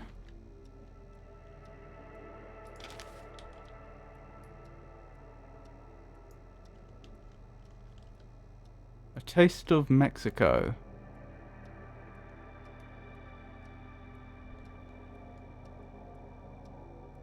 Gracias, see you again. I'm just trying to figure out if there's anything significant on this, like an address that we would actually care to know about, but I don't think there is. I think the US Army transitioned away, but they had diskettes for their nuclear weapons arsenal. I'm slightly surprised that floppy disks would still be being used nowadays, except for legacy systems. And now, usually, I'm not surprised when old technology is still being used, because there's the whole maxim about if it's not broke, don't fix it. Like, I know, for example, some people are surprised that fax machines are still used widely in Japan. But, like, that makes perfect sense to me. Like, if you have a working system which allows you to send documents between companies, and it works, why wouldn't you carry on using it? There's no reason to suddenly transition away from that if it's a well-functioning system. Similarly, a shop I go to, I noticed when you pay by credit or debit card using the card reader, the display says that it's connecting over the phone line. So it's not using the internet, it's connecting to the company that actually does the transfer, the money transfer, over a phone line. Again, that makes perfect sense, because there is a phone network that crosses the whole country, and it's a reliable way of transferring information. That makes sense to me. I don't see why you would try to make it more modern just for the sake of it. If it's not broke, don't fix it. But with the case of a floppy disk, you've got the clear limitation that you can only store about 1.44 megabytes. I know it actually varied. It wasn't always that much. It used to be less, and some of the late floppies allowed you more, and there's different ways you can, like, pack the information on a floppy. Like, certain drives would allow you to, like, store data, I think, with double density or something like that, so you'd get 2.88. But it's like, that is so limited. I do wonder what the advantage... It does make me wonder if there is some other advantage to floppy disks that I'm not aware of. Like, for example, I would assume that they aren't... that floppy disks don't store information reliably for long periods of time, I would guess. But maybe they do. Maybe they... Because, like, for an example of a device that doesn't store information very well for long periods of time, flash drives, like USB flash drives, I believe if you don't use them after a few years, they'll lose the information. And even if you do use them, their lifetime isn't that great. Like, if you wanted to store information long term, you would not use a USB flash drive. I had assumed floppies weren't very good either, but maybe they are really good or something. Yeah, and also, sometimes even technical solutions have been so well incorporated into documentation and paperwork for qualification of a system that changing the technology will be incredibly expensive to change, that it might even be worth to continue making use of the old technology. That is a very good point, because of course, over decades, companies will build up more and more complex procedures for how things are done, how to do things properly, and of course, there'll be a lot of, experience that will go into that, where things have gone wrong and then in the past, and then they've changed procedures to make sure that doesn't happen again. You're absolutely right. The sheer amount of work that would have to go into taking an existing procedure using some old technology and then deriving a new procedure using new technology, which takes account of not just all the things that had gone wrong in the past, but which could now go wrong with the new technology that couldn't with the old, and so on. It'd be a huge undertaking that would require cooperation between potentially a very large number of companies. You're absolutely right. The limitation isn't the issue. The issue is legacy costs, since the hardware you need to use gets harder and harder to come by, and the people maintaining it need to learn obsolete stuff. That's true, although if you're someone like the US military, I'm sure you'll always be able to get a hold of floppy disk drives. But yeah, it's just like I say, the reason floppy disks in particular surprise me is they are such a limited technology compared to modern technology. Let me elaborate on that point slightly. It's not very difficult to get a external flash device today that will store like a terabyte. They're widely available. Bit pricey, but widely available. And it wouldn't be much larger than a floppy disk. It would probably be thicker, but needn't be any wider or longer. Right, so to put this in perspective, there are devices available today, readily available, that can store 1 million times more data than a floppy disk can. And even if you don't need that much data, even if that would be massive overkill, for just for next to nothing, you can buy a tiny little micro SD card, which will store 16 gigabytes or something like that. You're still looking at more than 1,000 times the data than a floppy disk can store in a tiny fraction of the space. And for next to no money. As you say, legacy costs, it might actually be cheaper. I haven't priced it up. It might actually be cheaper to get micro SD cards and micro SD card readers than it would be to get floppy disk drives and floppy disks today. Again, that might not be the case, but it could well be the case. It does surprise me a little bit. Although I have nothing at all against floppy disks, and I have nothing against keeping legacy technology alive when it makes sense. I'm surprised it makes sense to keep floppy disks alive specifically. It's not just a floppy disk drive; it's also the hardware that can read them. Is it up to military code? It's not about money, it's about exchanging the systems at the same time at several different locations with as little downtime as possible. That's fair.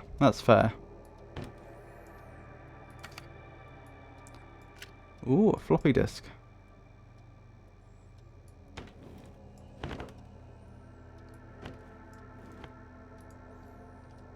Ask Jeannie where those tapes are. It's been weeks now. Overdue. Oh, we read that, didn't we? Best boss. I wonder if someone bought that for them, or if they bought it for themselves. Okay, I don't think we're supposed to be reading this.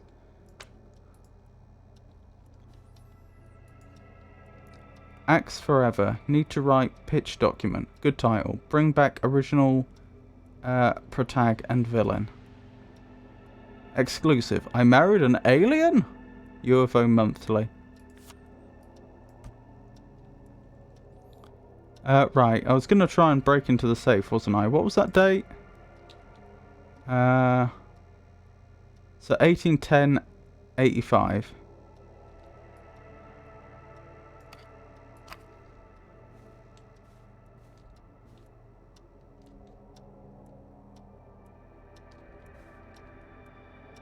And it wants only 4 digits.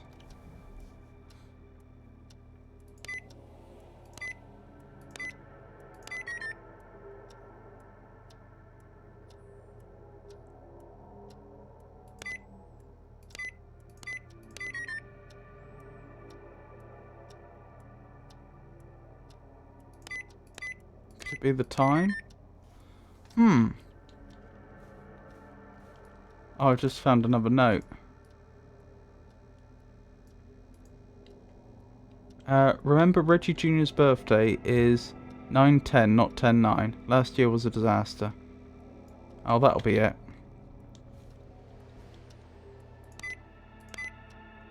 No idea which way round I'm supposed to read those dates, though. Given that they've used both the British and the American date system.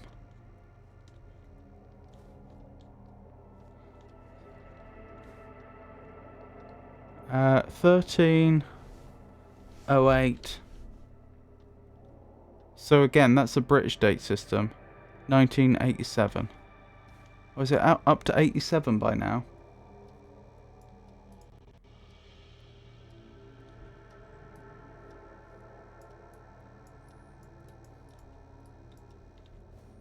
Let's speak to Peggy. Hey, Peggy, you there? Yeah, I'm here. Did you find what we need? I can't figure out how to Hey, get Howdy. into this stupid It's safe. lovely to see you. No worries. We still have a little time. Reggie writes almost everything down somewhere. I'd recommend you start reading. I'll I'm have a getting look by. around. You're probably right. I'll let you know when I find something, or don't. How about you? How have you been? Pizza Could this be it? Pizza delivery killer who kills with a pizza cutter. Free slice on me. Terrifyingly, there is never any pizza. What happened to the original delivery guy? Maybe write him in as final girl's boyfriend? Protagonist is college student Megan, surname to follow. She's smart, beautiful, resourceful, and lactose intolerant. Amplifies the divide between her and the pizza killer. Takes place on 11/07. Very important date for the town. Great Goose Gathering. Oh, right, so that's going to be the code. Event where a large number of geese appear suddenly and save the town from starvation. Try to link this into the greater story. Need to kill off Megan's support network throughout the movie, like Act 3 but even scarier. Maybe partner with Ponte's Pizza for the launch? 1 of 10 orders just receive a pizza cutter and tickets to the movie? That sounds like a terrible idea. I think people will be very upset they didn't get the pizza they paid for. What was the date? 11/07.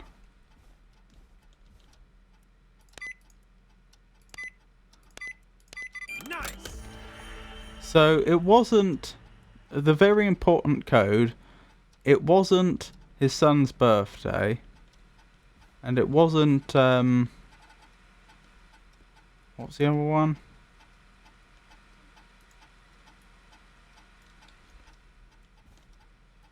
I've forgotten what the other one was.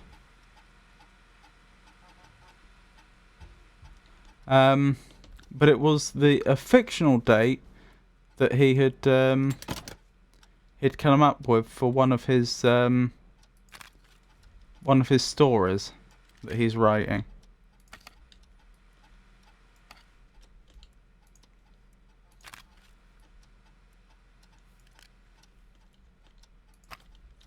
How are you, Howdy?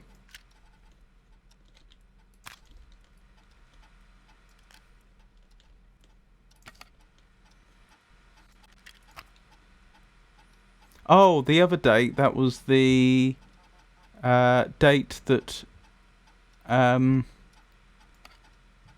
UFO sighting had taken place.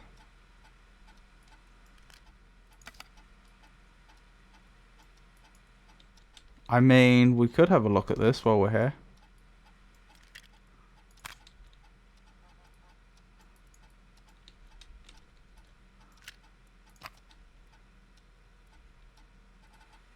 That's odd. I didn't see the personal information for the person that has the certificate.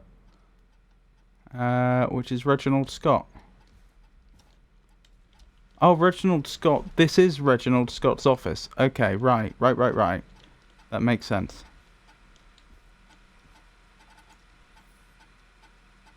How do I...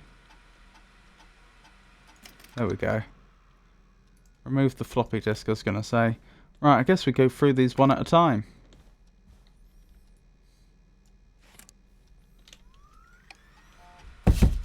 Didn't even know you had a Discord. I guess I'll do that. Entirely up to you. Although, of course, you're welcome to join.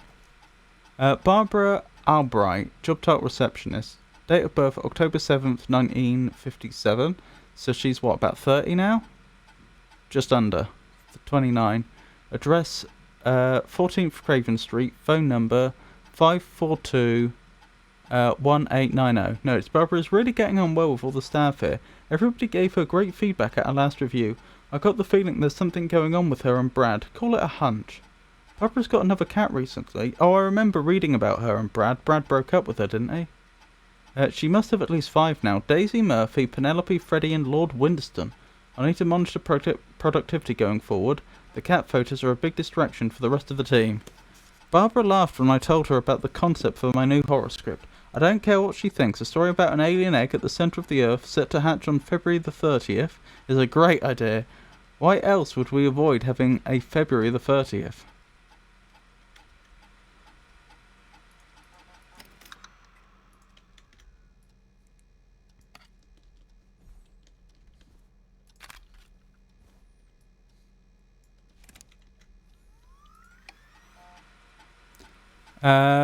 Name, Bradley Carter. Job, food critic. Date of birth, January 14th, 1962. Address, 31 Axdown Lane. Phone number, 542-4298.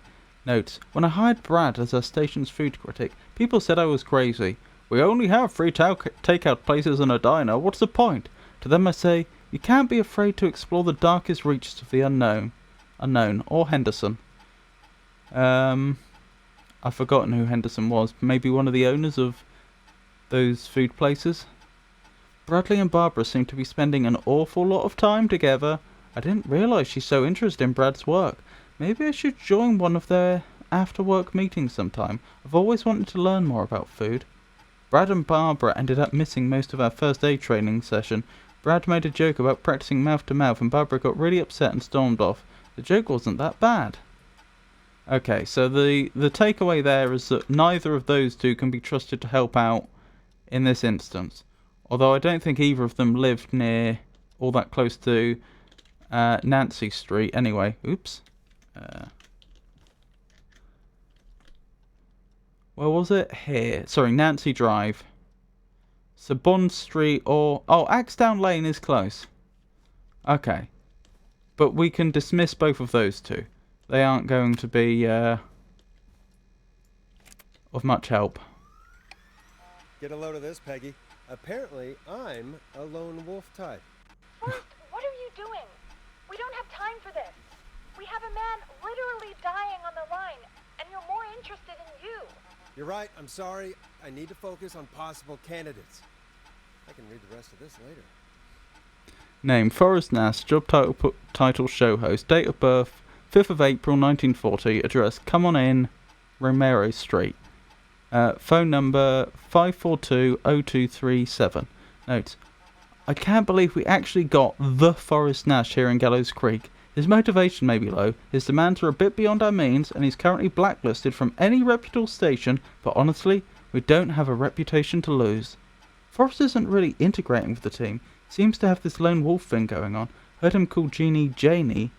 Janine, and Brenda in his first week. Hopefully this changes when he gets settled. I paired Forrest with Peggy for his show.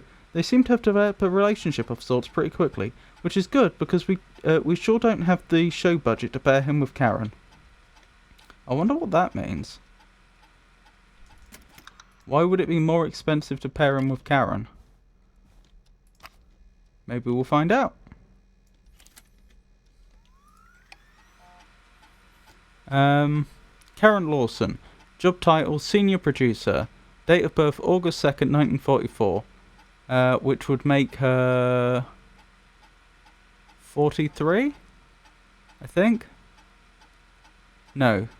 Yes. Address, 22 Nancy Drive. So she's very close. Phone number 542-1408. I believe she was one of the people that Peggy identified as having actually done the first aid course. So she's a very good candidate for calling. So I'll write that down. Karen has really stepped up her duties in recent months. She has fully taken on Hamish's show alongside the Timberline twins ever since Wes left us. Hopefully she doesn't get any ideas about being paid double. Karen has started mentioning Peggy. I think this will be really good for Peggy. They're even doing team building, training getaways to improve efficiency. Oh wait, I take it back. Karen was the one that she said didn't do the first aid training, so she's not a candidate. Right, my mistake. Update, I'm starting to suspect that these producer training getaways are being strategically timed. They've now both missed Secret Santa, first aid training, and the Teddy Gallows Jr. station visit. Right. So the game was nice enough to give me a reminder about that. So, by the process of elimination, it must be John Hedges. Oh yeah, he's also on Nancy Drive.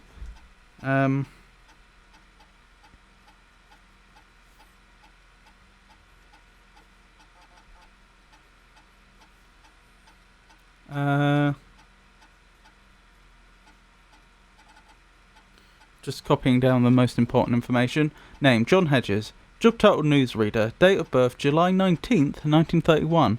Address, 14 Nancy Drive. Phone number, 542-0735. So how old is he? He's going to be 56, I think? Notes. John refused to engage with the first aid training during the course. First aid trainer. John refused to engage with the first aid trainer during the course. I know he was a war medic, but it was station policy to send everybody regardless. Oh, so he was a war medic, so we do have reason to believe he would be able to handle someone with stab wounds. John apparently has a bunch of medical equipment in his home that he procured from the military at the end of his service.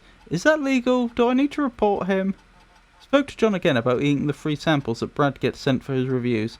He said he'd stop, but he said that the last 3 times. But he said that the last 3 times too.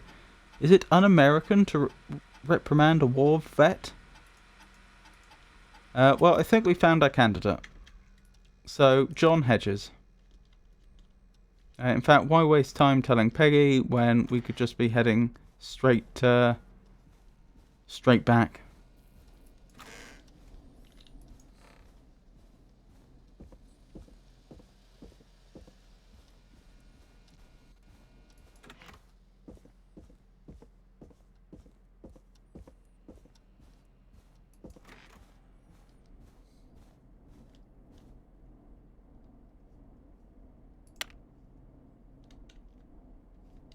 You've got to be joking. Do I actually have to go down, use the intercom, and then come back up here? When she was right across, she was looking straight at us.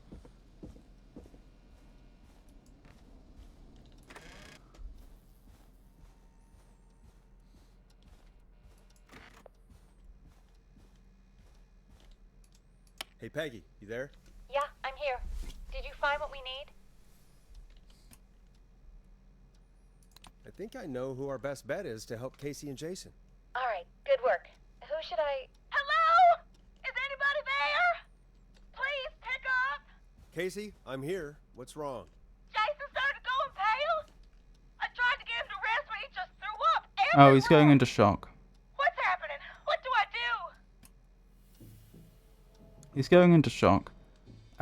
Which honestly, like I personally, in real life, have a very low shock threshold. I go into shock really easily. It's happened to me a number of times. This is actually going to be good for him, weirdly, as long as they make sure his airways stay clear, because she did say he'd thrown up. Because what will actually happen is his blood pressure will drop massively, and that will stem the bleeding. Like, depending upon where he's been stabbed, it may not stop it entirely, but, like, it will slow the bleeding significantly, and he'll be unconscious, so he's much less likely to, you know, move about in a way which causes him any harm, since he does have a knife literally sticking out of him. God, it sounds like he's going into shock. Casey, just stay calm. It's going to be okay. The bleeding seemed to slow down. Yeah. Did I mess up? Jason, I'm sorry. Casey, calm down. You've done everything right. I need you to listen to me, okay? For Jason. What did the nurse say to do about shock? Oh yeah, elevating his legs will cause blood to flow back into his torso, and that will help bring him round. Like, yeah, that is genuinely what you that is genuinely a thing you might do for someone that's in shock. Casey, I need you to elevate Jason's legs. We need to get the blood flowing to his vital organs. Got it. Jason, stay with me. I'm just gonna move you. This might hurt. Okay. I propped his legs up on some boxes. I'm looking at my notes. We need to get Jason as warm and comfortable as possible. Do you have anything you could use nearby, Casey? Yeah. I still have some laundry next to me. I'll wrap him in some blankets. Just give me a second. Do not remove the wound. Sorry. So the Jason's bleeding through his bandages. the bandages, Should I get him new ones? Or... Oh, God. but new ones on top. Don't remove the bandage. Apply another one on top of it. Do you still have something you can use? I've used the rest of the laundry to keep him warm, so... I'll use my jacket. I can always get a new one. I'll fix his bandage and get him warm. Hold on, please.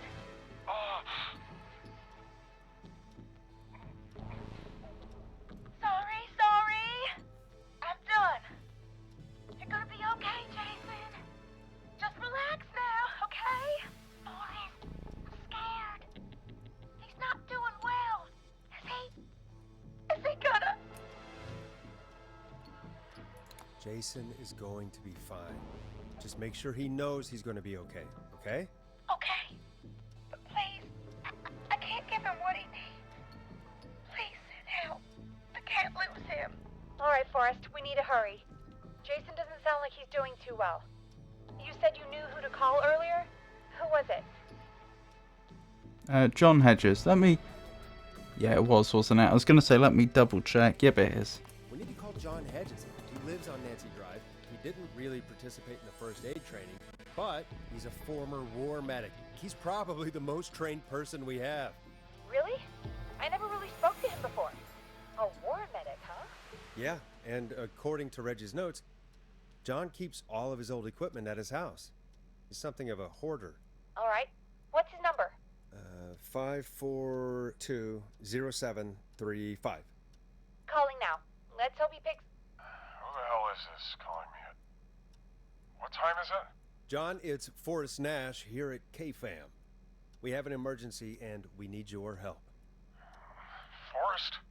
If this is a work emergency, then it can wait until the goddamn morning.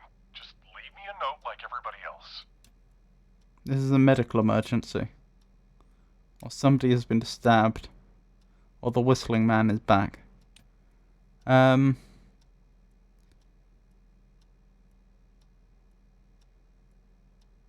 This is a medical emergency. John, no, this is a medical emergency. A man has been stabbed by the whistling man, or... Never mind. He's badly hurt, and he's going to die unless we get someone to him now. The whistling man? What kind of joke is this? John, we're not kidding.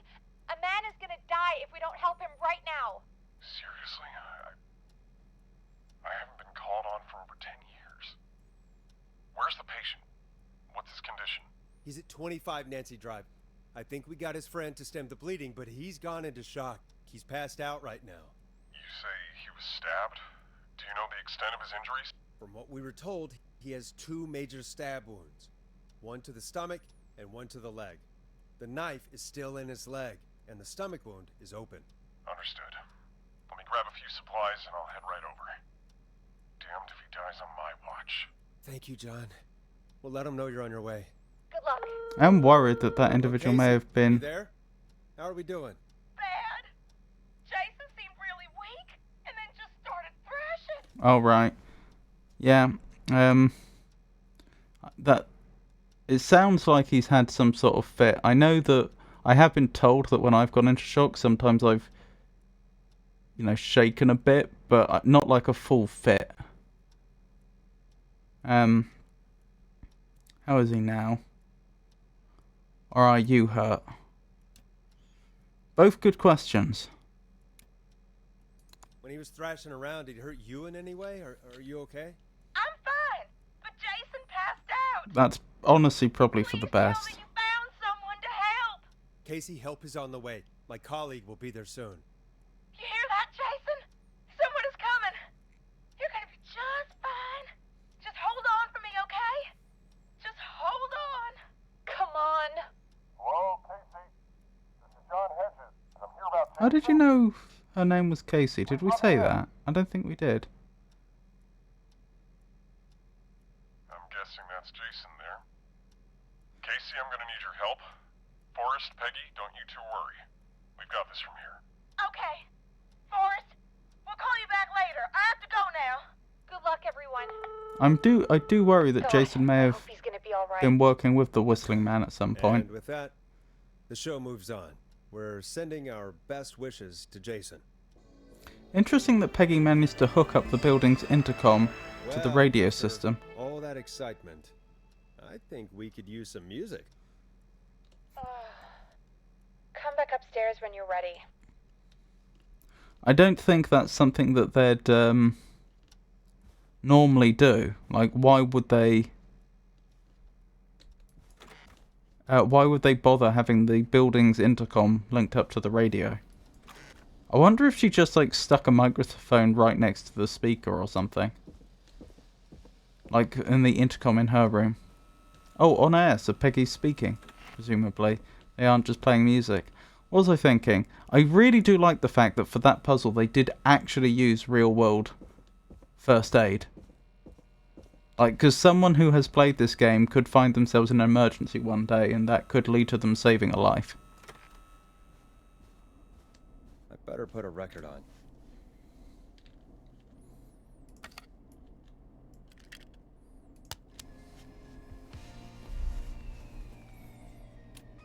Coming up for your listening pleasure, it's Caged Tiger with their single, One Last Goodbye. It's getting pretty late. This might be your last break for the night, so try to enjoy it.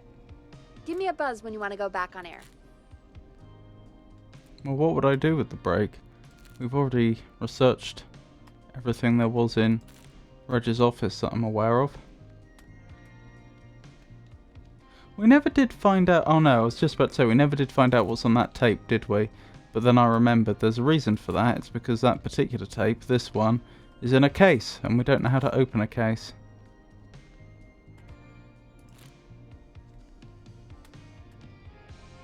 Let's roll. You got it. We've got another call coming through, too. When you're ready, shut the music off.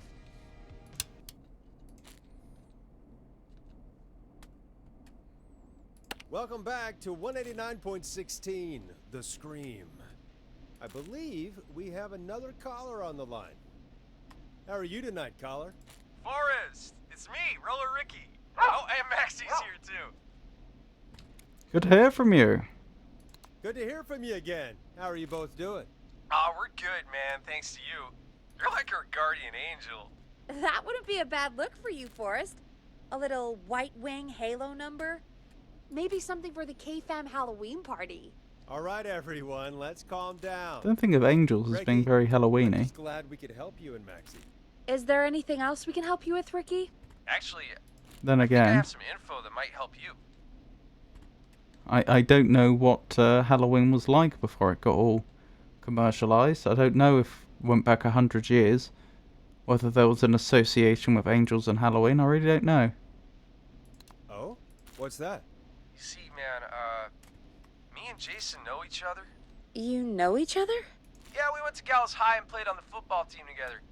He was a gnarly offensive lineman, and I was our star wide receiver. Runner Ricky, they called me. All right, and what does that have to do with tonight? Well, because George, the guy who drowned, he was on our team too. I have noticed that these dialogue options, there seems to be. I've only noticed this tonight. There seems to be a tendency for like the most polite option being at the top, and the least polite option being at the bottom. It seems like they go down in order of politeness. Tell me about him. What was George like? I didn't know him for long, man. Sad to say. We had our first team party on the night he drowned. He seemed like such a good dude. Ricky, were you there when George drowned? No, man. Once the party turned, I beat feet out of there. Man, I remember George and his girl there. There was a whole lot of love, man. I could see it, you know? Is this Miss Cartwright? Miss Maisie Cartwright? Ricky, listen, this is very important. I need to know everything about her. I didn't really know her before, or see her after that. I never even got her name, man. I just remember he called her Bean. Then what did she look like? Please, tell us anything you remember. I just remember a pretty girl, man. I'm sorry. Ricky, you said the party didn't last long. What happened? We were just having a good time, and then the next thing I knew, everyone was running for their life. I looked up and saw a goddamn whistling man in the trees. And I never ran so fast in my life. I ran straight home. Didn't know about George until next morning at school. I'm guessing it was whistling night, wasn't it? That the whistling man was just another kid. Yeah. I don't know how George died, but I always felt like if anyone deserved to die that night, it should have been me. And That's actually a really... Some of the stuff he's just covered there is actually a very, very good point. The whistling man struck in the 50s, but we happen to have reason to believe that Dawn, if Dawn is in fact Maisie Cartwright, like I've been suspecting, we have reason to believe she was in the same year as George Barrow, the 18-year-old lad who died. Which means, and this was in the 60s, so this would have been at least 10 years later, at least 10 years after the original murders, which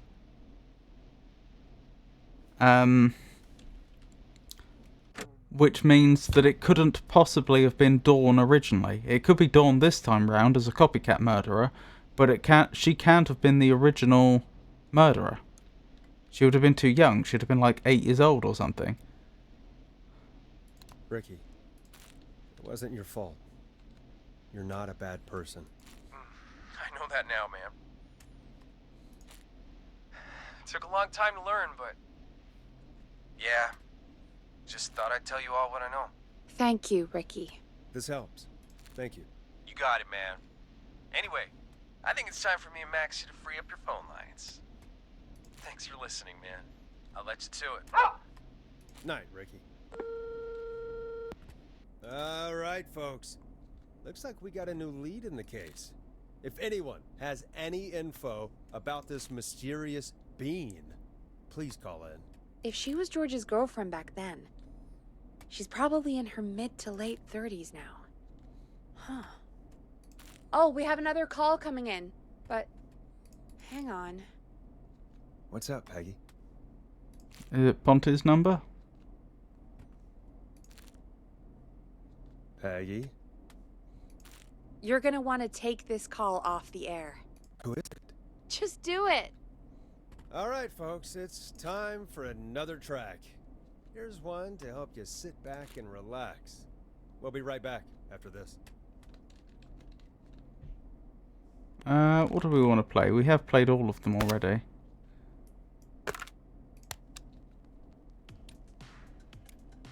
Hope you enjoy this one as much as I do. Not much of an introduction. I hope this is good news, Peggy. Who have we got? Find out for yourself on line 1. Is it the cavalry? Have they finally come? The officer we saved at the beginning of the game has finally managed to make contact with the nearest police station. Hello? Forrest, I'm glad I got back through to you. Sounds like it's been a busy night, huh? Surprise! It's Leslie, our 911 operator, leading the charge. Oh, for that was it. Henderson to come save us. She was a 911 so good operator. To hear from you. Are you okay? We're doing okay. But we did save a Sarah police and I officer. Are both happy to be headed back home. We're happy to have you too. Wait, Sarah? Oh, yeah, I mean Deputy Martinez. Anyway, we got back into radio range a little while ago. We've been listening in, but haven't been able to get through until now. It's been a long night. Ever since you found Sheriff Matthews, it's only gotten worse. It's been a long night. Well, it shouldn't be too much longer now. I'm glad I got through to you. I wanted to let you all know what's going on. I made it to Henderson. Turns out somebody had cut the phone lines, and they had no idea what was happening. After I told them, well, their sheriff sent a goddamn squad back with me to stop this. That's great news. That's crazy about the phone lines, though. Do you think the Whistling Man cut them? I'm guessing so. I don't know how the Whistling Man did it. But that doesn't matter right now. Listen, we're coming in hot, but we need your help. I know Gallows Creek isn't a big town, but if we don't know where the Whistling Man is, we can't get him. Her. That's where you come in. Haven't we helped enough? What do you need? Gallows Creek is too big. So this is a case where I don't think the top option is the most polite. You can count on us. What do you need? It might be a long shot, but here goes. The Whistling Man already called up a few times. I bet she calls again. We're still a little ways out of town, so if she calls, stall her. Buy as much time as you can for us to get in. And while you're talking to her, try to figure out where she is. So that's why we're taking this call off air. So once her location is known, we'll head straight there and end this nightmare. But Peggy couldn't have known to do that beforehand, because last time we spoke to Leslie and, well, Agent Martinez was unconscious at the time. Last time we spoke to them, we did do it on air. So I don't think there's any reason for Peggy to have decided to take this call off air. But it obviously is convenient for the story. I'll do my best. I know you will. Heck, I can see the headlines now. Forrest Nash's interview of a lifetime. Anyway, I'll radio the other cars and tell them the plan is a go. Hopefully the next time I see you, it'll be with our killer behind bars. Take care now. We'll see you soon, Leslie. Oh, thank God. It sounds like this is almost over. We're nearly through this. Let's get back on the air. Best we don't waste any time then. Let's get back on air. You got it. Okay, Forrest, shut the music off. Bringing you back live now. Welcome back to The Scream with me, Forrest Nash. The line is lit up, but before I get to our next caller, I just want to say, things are looking up. It's almost over. But for now, let's bring in our next caller. I may have jumped the gun there slightly. Evening, caller. This is Forrest Nash. Hello, Forrest. This is John Hedges. I'm here with Casey. I wanted to give you an update on Jason. John! Is he gonna be okay? He's a fighter. He'll be fine. We've got him stabilized and resting in a bed. We're preparing to move him to the hospital. Thank you so much. If you hadn't been there, then... God, I don't even want to think about about what would have happened. Of course, Casey. We're just happy he's okay. John, Casey, you two did all the work. Tell Jason to get well soon from us, whenever he's up for it.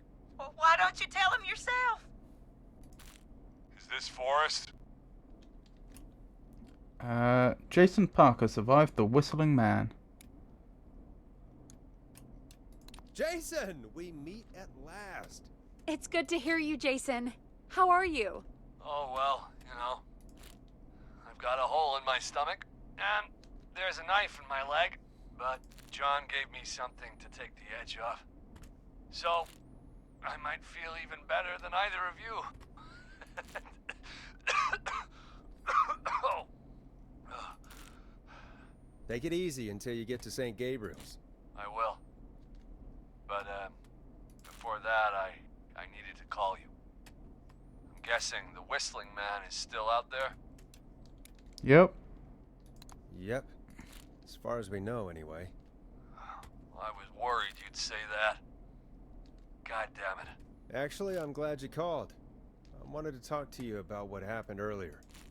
Go for it. We spoke to Roller Ricky not long after you were attacked. You spoke to Ricky? Is he alright? He is now. I mean, he was attacked earlier, but this call came after. Hey, guys, I'm really sorry, but there's a call on the other line. I just need to make sure we don't have another situation brewing. You fill Jason in on what happened. I'll be right back. Sure, Peggy. Sorry, Jason. Where was I? Ah, yep. Ricky's fine. You don't need to worry about him. That's a relief. He told us about George. Sounds like everything's finally coming out now. It's been tough to hold it all in. Sounds like you've been holding back about something awful, Jason. I'm part of the reason my best friend is dead, Forrest. And the few who knew about it said if I ever said anything, I'd find myself in jail. For a long time. It was hell. And then the town just moved on. Like he'd never existed.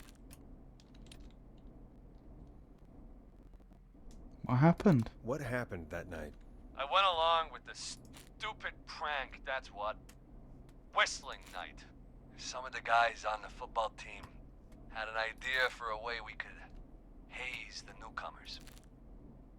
We decided to plan a party in the woods and have the Whistling Man crash it. It was stupid. We each had a role. I was the stabbed friend. At the party that night, I left the group for a second, met our Whistling Man, pretended to get stabbed in front of everyone. Started an almighty panic. Those screams. That was the last time I saw or heard George alive. How did George die, Jason? I don't know. I was playing dead. But when I heard her scream... Ricky mentioned a girl named Bean. Is that who you mean? Bean? Oh yeah. I guess George did call her that. Yeah. He called her Bean. I heard her again tonight, Forrest. Her name was... What? Maisie can't. What happened? Are we still on air? No, we're not. Seems like the power is completely gone. How do we get it back on? I don't, we can use the emergency generator down in the basement. Reggie picked it up a while ago in case we ever needed to do an emergency broadcast. An emergency broadcast? Emergency? You know, nuclear war, alien attack, broadcasting a Nuclear war or alien attack. so we can end this nightmare. Fair point. It's in the storage area in the far back corner, up on the wall. You might have spotted it earlier when you were digging around for all those tapes. It'll have a big red button. Just press that. I'll see you when you're back. Okie doke, Jenny. I hope you have a good time with your friends.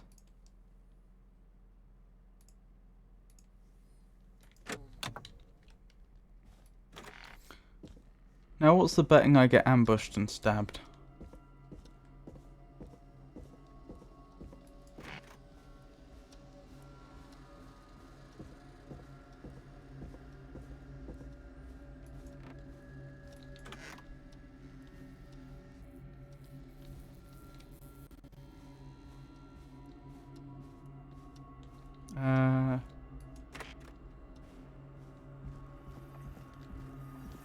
So I'm guessing it is Maisie Cartwright. That's probably who he was going to say.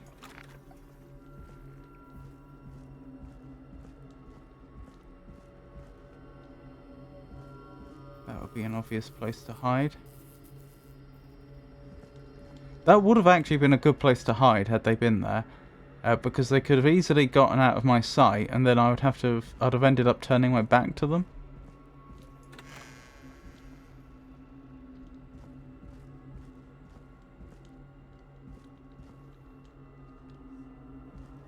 Let me check the objective. Head to the basement to switch on the backup power. I guess it's in the other part of the basement.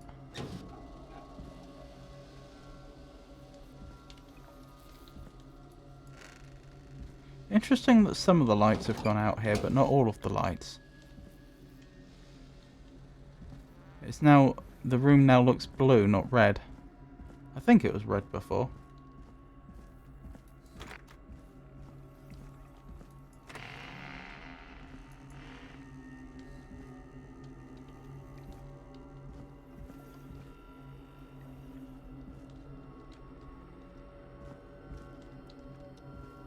That's a bit weird. I don't think that door's supposed to be like that. Oh, these are all the different groups we've been playing.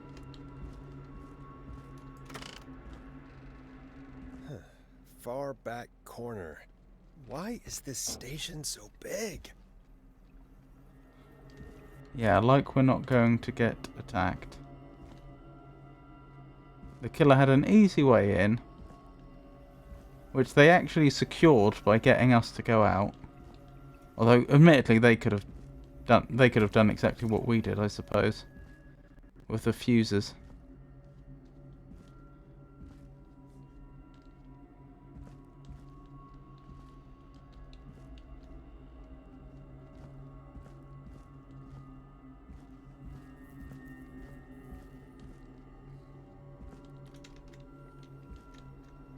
Is that the one? That must be it.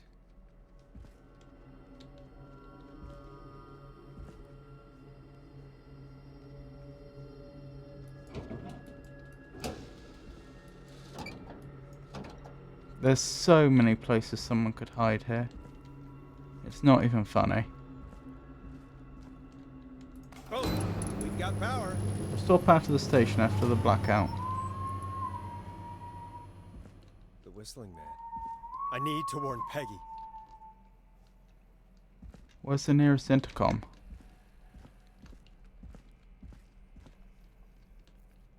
Am I on a timer right now? Reginald's office is where we would find a intercom. Then again, she's locked in her room. I feel like we're probably at greater risk.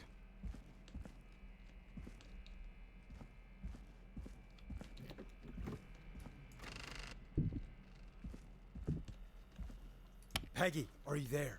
Are you... Peggy? I need to get back upstairs.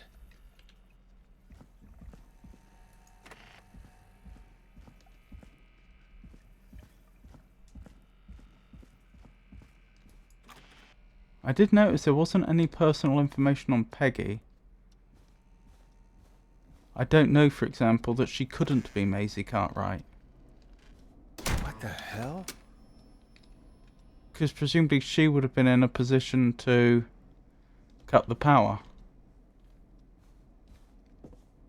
That wouldn't explain Dawn, though. There would still be two people working together.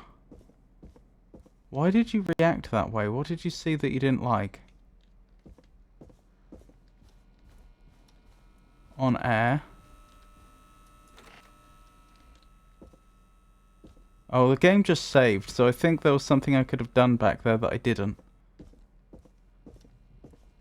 Oh no. Oh no. Peggy! Where'd you go? What the... No way. This can't be happening.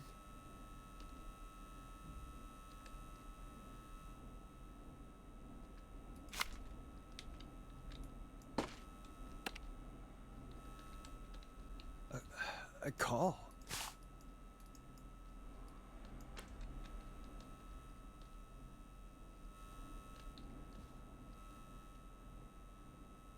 Did Dawn press the Peggy button? Did she want me to hit it on my end?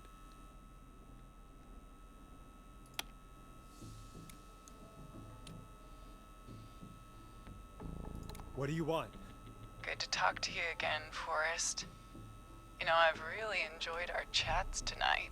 I guess we've had some moments. My favorite was when Ricky ran you out of the rink. Ha! You sure did get me then, Forrest. Where's Peggy? Have some patience, Forrest. It's almost the end of the night. Almost the end of the show. But it's not over just yet. Got a little time still. Why did Peggy open the door? So let's make the most of Or it. did you have the key? All right, let's. I'm happy to hear that. Huh? I thought we'd end tonight's Whistling Man special with a special guest. The one who started it all. Oh, let me take that out of your mouth and... You crazy bitch! Let me go! Welcome to the air, Mr. Teddy Gallows Jr. Wait. It's all gonna come out tonight, Yeah, Teddy. there's no one else Your there. daddy and his money saved you 20 years ago. But even if he crawled out of his coffin with all the money in the world... Wait, where the hell is Teddy? How are you talking to him if you're here with me? Because I'm not there with you, Forrest. I'm here with Teddy. Oh, right. And if he says where that is, well... So it is he a knows I'll conspiracy, get it. multiple people. Wait, It must be Peggy. who am I looking at? Forrest Nash, let me introduce you and all of Gallows Creek to my boy, Henry Barrow. Hi, Henry. Hi, Henry. Nice to meet you. Don't mind him. He's So just that's shy. her son, presumably. Two whistling birds. Of course. That explains how you were always able to get around town so quickly. Yeah. Hang on. Did you say Barrow? Then are you? Let me just get this mask off. Damn uncomfortable thing. No wonder Mooney went crazy wearing this. Right, so There we go. Teddy Gallows was behind... Marie Campbell? Yeah, he was behind George, the his own prank girl. Oh, that presumably led to George's it death, sure but she was has pregnant been with his son. years since So I she picked up on the last Whistling saw- Man Oh, God Um, damn it. prank, because that's what presumably in one way or another led to George Barrow's untimely death. She then reused that idea with her son to get to both Teddy Gallows Jr., who she considers to be the most responsible individual for her boyfriend's death, and anyone else she thought was culpable, I guess. Quiet, Teddy. Where are you going with all of this? Everyone's gonna know now what Teddy did. He killed George that night. This night. 20 years ago. Listen to me. You. You're gonna talk when I talk to you. And not a moment before. Meanwhile, Goodness. Forrest, I'm gonna give you the chance to talk. You're gonna help me reveal what really happened to George all those years ago. Why should I? Why should I help you? Why should I play any part in this? Because I think you believe in justice. You I don't think this killing people is justice. You had no goddamn idea, Forrest. These people you've been trying to save, they were all in on it. Yeah, but there's They all knew George was murdered, a but justice process. Murdered? Listen, I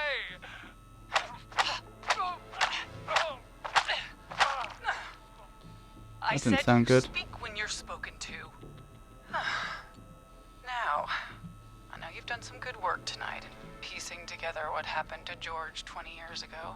And that's why I want you to interview us. Are you serious? Are you serious? You want me to interview you? Am I serious?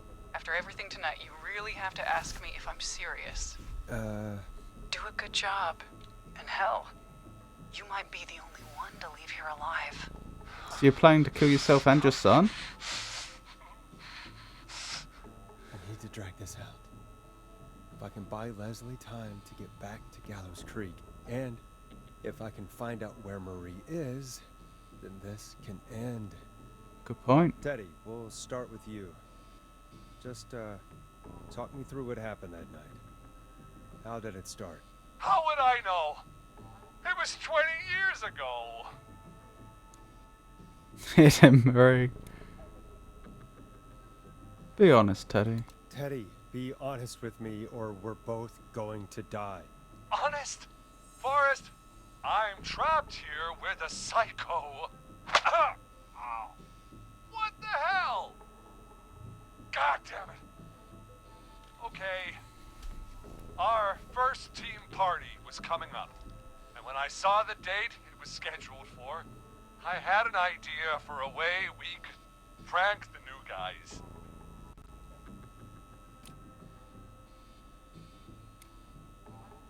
Tell me why that night. Dragging it out. What made that night special? That was the night Mooney went missing. We couldn't pass it up. I was just surprised no one had ever thought to do it before. Wait. You mean this was the first whistling night? Keep talking, Teddy. We went up near Whistling Point. God, who was there? Me, Jason, and George, of course. But George didn't come alone. He brought Marie. And Roller Ricky, he was there too, wasn't he? Yes, Ricky was there too. Runner Ricky, our wide receiver. I helped him off the bottle, you know. Because I'm a decent man. Is that so? Yes, it is. He came apart one day. Some people do. He had some issues. Wasn't stable. I didn't want him to hurt his chances in life. So, I helped him keep himself together. You were afraid he would talk about that night, weren't you? Keep talking. About midway through the night, we put the prank into action. We looked up at the trees and saw Jason there. Bloody, like he'd just been stabbed. And the whistling man. Everyone ran, screaming. George and I and Ricky, we got left behind. But Ricky was in on it too. I know he was. He and Teddy were as close as anybody. Teddy must have told him the plan.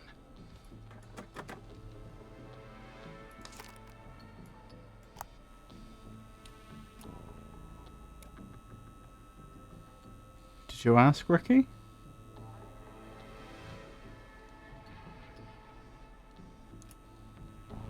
Did you ask Ricky if he knew or not? I didn't see any reason to. Why? Because Ricky phoned up earlier. He didn't know anything about it, Marie. What? He had no idea what was happening. He said he was as terrified as anybody. Isn't that right, Teddy? You didn't tell him, did you? Ricky never could keep his mouth shut. If we told him, he would have given everything away. But he... well... it doesn't matter. He didn't run his mouth enough to tell anybody about it afterwards. He's still guilty. It was just a stupid prank.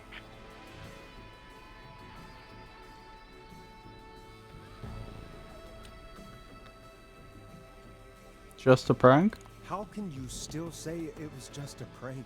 Oh, come on. Oh, God. Damn it. You made George think Jason had been murdered. He thought his best friend was dead. And so tonight you stabbed him for real? It's the role he wanted to play. Jason's still alive, Marie. He was with a friend. They talked her through how to stop the bleeding. And Got him professional help just in time. Oh. Well, shame he didn't have the good sense to die earlier. He's gonna regret that. Enough about him.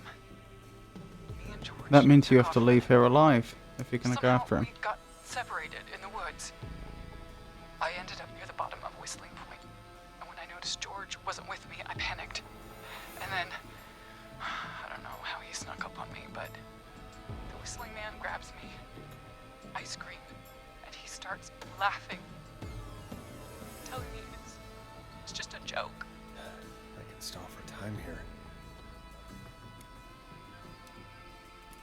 How did you feel? How did you feel in that moment? I felt like nothing was real. I felt small and confused, and Who was under the mask? Who was under the mask, Marie? Who was the Whistling Man? it was Chuck. Chuck Brody. Laughing away. But then he stops. And he's looking up. At the top of Whistling Point. What was he looking at? Teddy, what happened next? Nothing. I mean, it was just Teddy? George fell off Whistling Point.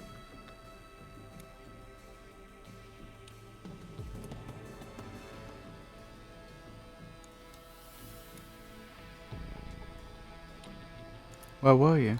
Where were you when it happened? You pushed him. You were up there. You were dressed as the Whistling Man too, and I didn't push him, god damn it! I just chased him up there and he kept backing up. When I saw he was about to go over, I reached out. That's what you saw. you liar. It's not my fault. He didn't know it was a joke. If he'd had any brains, he would have realized. Ugh. You bitch. No one's going to believe this. After all you did.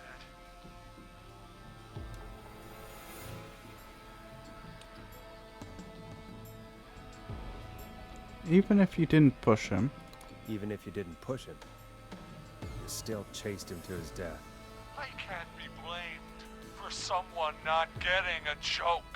Ugh. I think Marie would disagree. But if you really felt that way, why the cover-up? My future was at stake, Nash. You know what it's like. People like us are bred for bigger things. I'm going to be the mayor of this town, Forrest. And then governor. And then, who knows? What happened that night was tragic. It should never have happened. But it was a mistake. It was just a stupid joke gone wrong. So my father sent Clive out to clean it up. Why should a blip ruin my future? George was a blip? He wasn't a blip, Marie. His father covered it up from there. I searched for George's body all night, but Sandra found him the next morning while out jazz running. she found him in the river, but she lied about that to protect Teddy. She said something about her rent going up, unless she... Teddy, did your father own Sandra Sharp's dance studio? It's Gallows Creek, not Sharp Creek.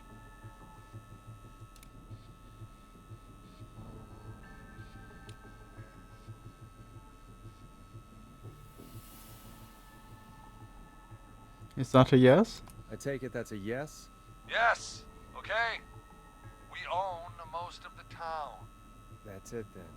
Your father was going to run her out of business, unless she lied and said she found him in the reservoir instead of the river. What my father did in his business dealings is nothing to do with me. The false reports. That's why you killed Sheriff Matthews, too, isn't it, Maria? Not just to get him out of the way, but... Everyone was in on it, Forrest. Even the coroner wrote a fake report. Said George was drinking. That he just got himself into trouble. And... I saw. I'm sorry. If Dr. Sullivan had survived, then maybe... There's no excuse for what she did, Forrest. I did my part. I tried everything I could think of. I even went to the newspaper, but no. That coward killed the story. But Maurice Russell is dead now. So I wonder if the fact that we didn't manage to save them means that this section is shorter, so that we are unable to stall as long for Leslie and the police squad to arrive. When will the killing end, Marie? End? When does it end? You can't kill the world. This has to stop sometime. It has to. Never should have started. He shouldn't have pushed my George off a cliff. He should have been punished. It's coming to a stop. At least for now. Here. Oh, so that's where she is. But where did they first meet? The football team was right after he shot the winning throw. Wait a sec. I don't know. I wasn't paying enough attention.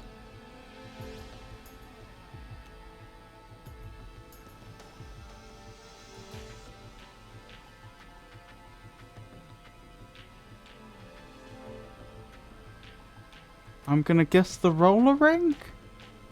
Oh, but is that a dumb choice? The first two...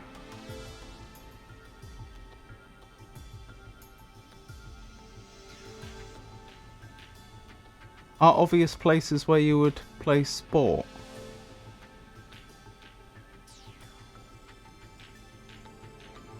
Well, I suppose technically the roller rink sport could take place as well, but like...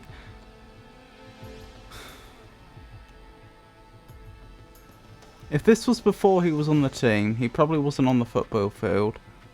It's unlikely they met at the school gym. I'm guessing the roller rink. You're at the roller rink. Jesus Christ! Forrest, you Oh. idiot! We're in the gym at Gallows Creek High! I told you not to do that. Wait! Oh no. He's dead too now, isn't he? He is. Anyway, I think that about wraps up the interview with Teddy. So... Marie? Where? Oh my god. Peggy! Teddy! Peggy, it's been so long since I've seen your face. I worried you wouldn't come. And here I was, thinking you'd forgot me. Is that his I'd sister? never forget my own sister. Forrest seems lost for words. Wanna explain, Peggy? Earlier, while you were speaking to Jason, That explains I got why a she opened the call. door. Do you remember? Yep, I do remember. Well, it was from Dawn. She said that my sister Marie was there that night George died, and that I should come to the gym for a reunion. And when you walked in, you found out. That my sister is the Whistling Man. Good to see you too, Peggy. Why didn't you tell me any of this? She said that it was my last chance to see my sister. I knew if I told you, you'd try to stop me or come with me when we need you on the radio. And I just... I'm sorry. This has to be a lot for you.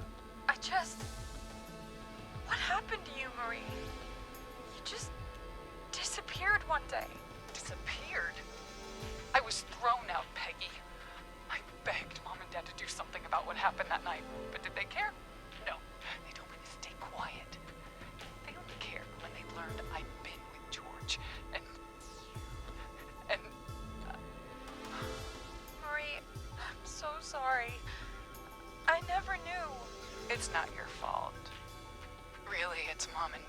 should be seeing right now. But since they're dead and gone, well, I'll have to settle for the next best thing.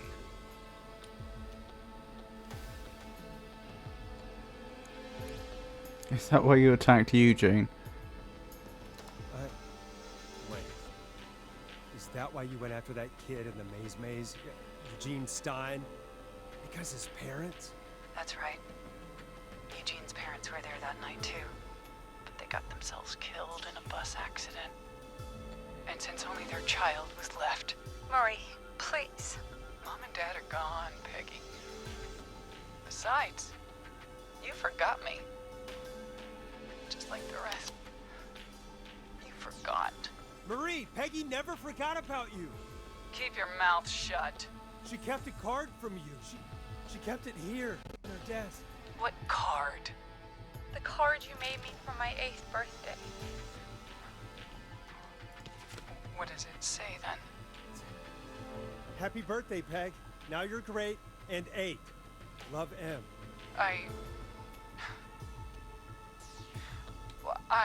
Henderson police! Freeze! No! Henry! Get out of there! Peggy! We have 1 wounded, 1 dead, and we're in pursuit of the suspect. Henderson police! Freeze! Forrest! Leslie, how's Peggy? She's been cut pretty bad, but we're here now. I'll be okay. God, Marie! Hey, Zara! Peggy I Weaver need you to survived the look after Whistling Peggy. Man. She needs help. Now, we got here just in the nick of time. Where's Marie? She bolted right as we got here. The police are right on her heels. It won't be long now. It's over, Forrest. Well, folks, it was a long night, but we made it through together. I'm gonna head off to go check on Peggy. This has been Forrest Nash. Good night and good morning. Let's make tomorrow better. It's been a scream. Let's make tomorrow better.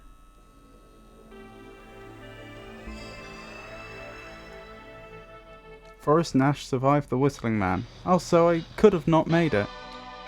Reached the end of the Whistling Night. So Jennifer survived, Scott did not, Cynthia survived, Tammy survived, Peggy survived, Forrest survived, Murphy did not, Hot Dave survived, Chad survived, Carl survived, Roller Ricky survived, Eugene survived, Maurice did not, Sandra did,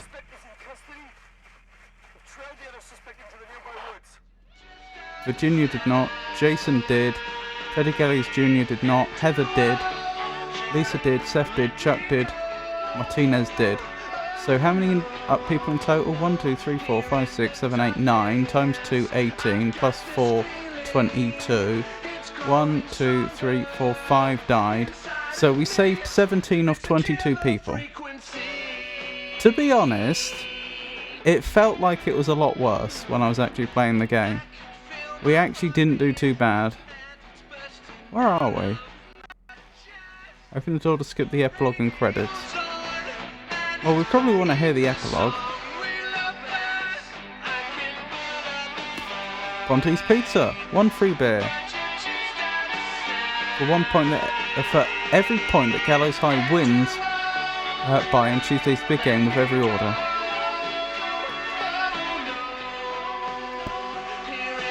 I'm not quite sure how that's hovering there, but still.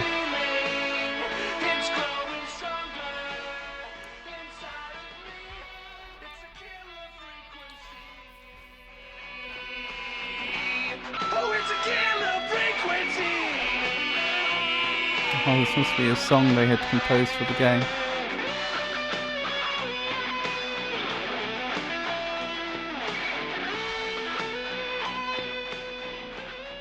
We have the suspect cornered at the top of Whistling Point.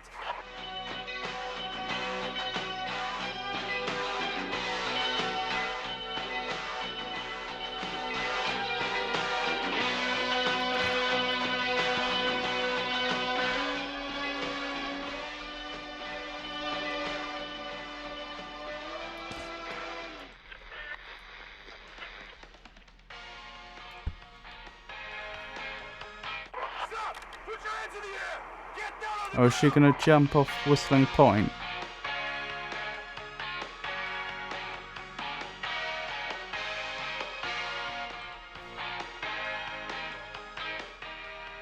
Don't move. Nobody else has to get hurt.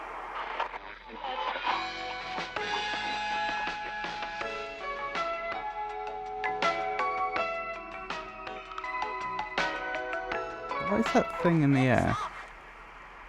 Suspect has jumped. So now her son's on his own. Although then again, they would have both been going to prison for a long time. Officer Wilco, do you have a visual? Negative. No sign of the suspect anywhere. Oh, like the original Whistling Man. Just disappeared.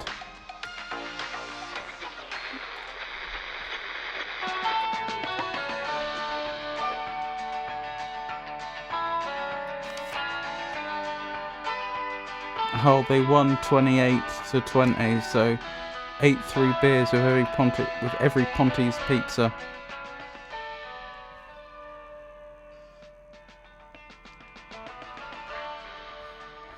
That'll hurt profit margins.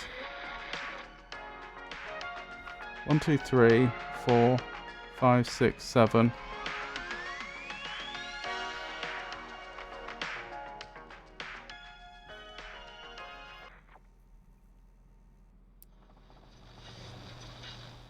Blimey. So that's it then. That's Killer Frequency. I hope you enjoyed it. I thought the game was actually rather good overall. I think the puzzles were perhaps a tad easy on average. But I did like the fact that they provided you with a lot of information in the world, and you could actually piece things together ahead of time if you're paying attention. Although, speaking of paying attention, I did rather muck up at the end, didn't I? When I had no idea where they'd first met. I guess the gym at school does actually make sense. That is a place where I guess a lot of students would meet for the first time.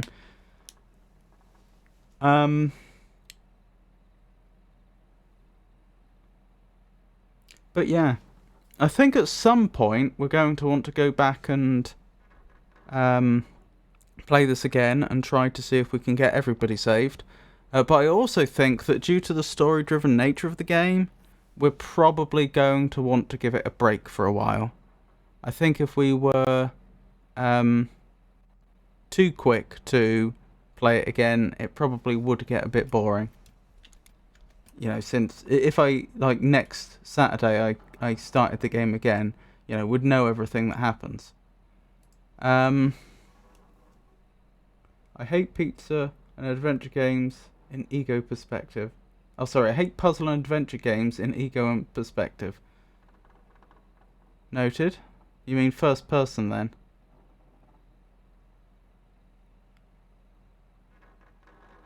Yeah, I'm wondering what I should play next. I don't know.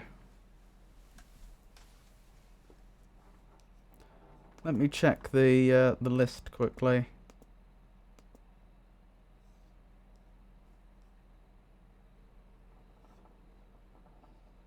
If I can find it.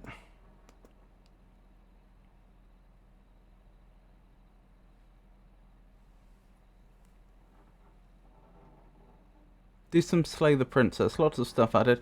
That's actually a really good idea. Maybe I will do some more Slay the Princess next Saturday. Yeah, alright. We'll make that the provisional plan. So next stream is going to be Monday, in which I'll be continuing with Hollow Knight. I'm rather hoping I'll be able to finish that challenge that I've been doing. The Fools Challenge in the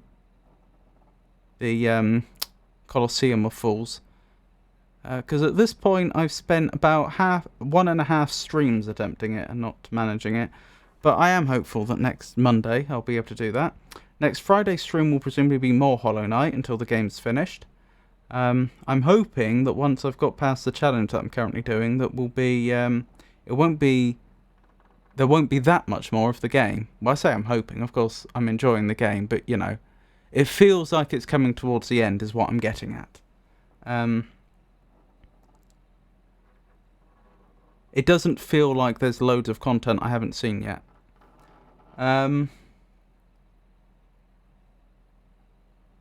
So that'll be Monday and Friday streams. Next Saturday, that's going to be, I guess, more Slay the Princess, as I've just said. I suppose... Oh, hang on. I should be going through my various credit scenes, shouldn't I? So yeah, that'll be the provisional plan. The clocks are changing in the UK. So this Sunday... Let me check. I think it's Sunday morning it changes. Although I suppose it doesn't actually make much difference from your perspective, whether it's Sunday morning or Monday morning. I think it's Sunday. Yes, Sunday morning, the clocks go back in the UK, and I think that's also the same in the EU, which means that if your clocks aren't changing, my streams are going to seem like, well, are going to effectively be an hour later in the day. But all streams will be from 4 o'clock GMT. So yeah, I think that's everything. I do hope you enjoyed the game. If you have any game recommendations, feel free to let me know, either on stream or on the Discord server. And yeah, I hope you all have a wonderful night. Thank you for joining me. And please take care. Good night, everybody.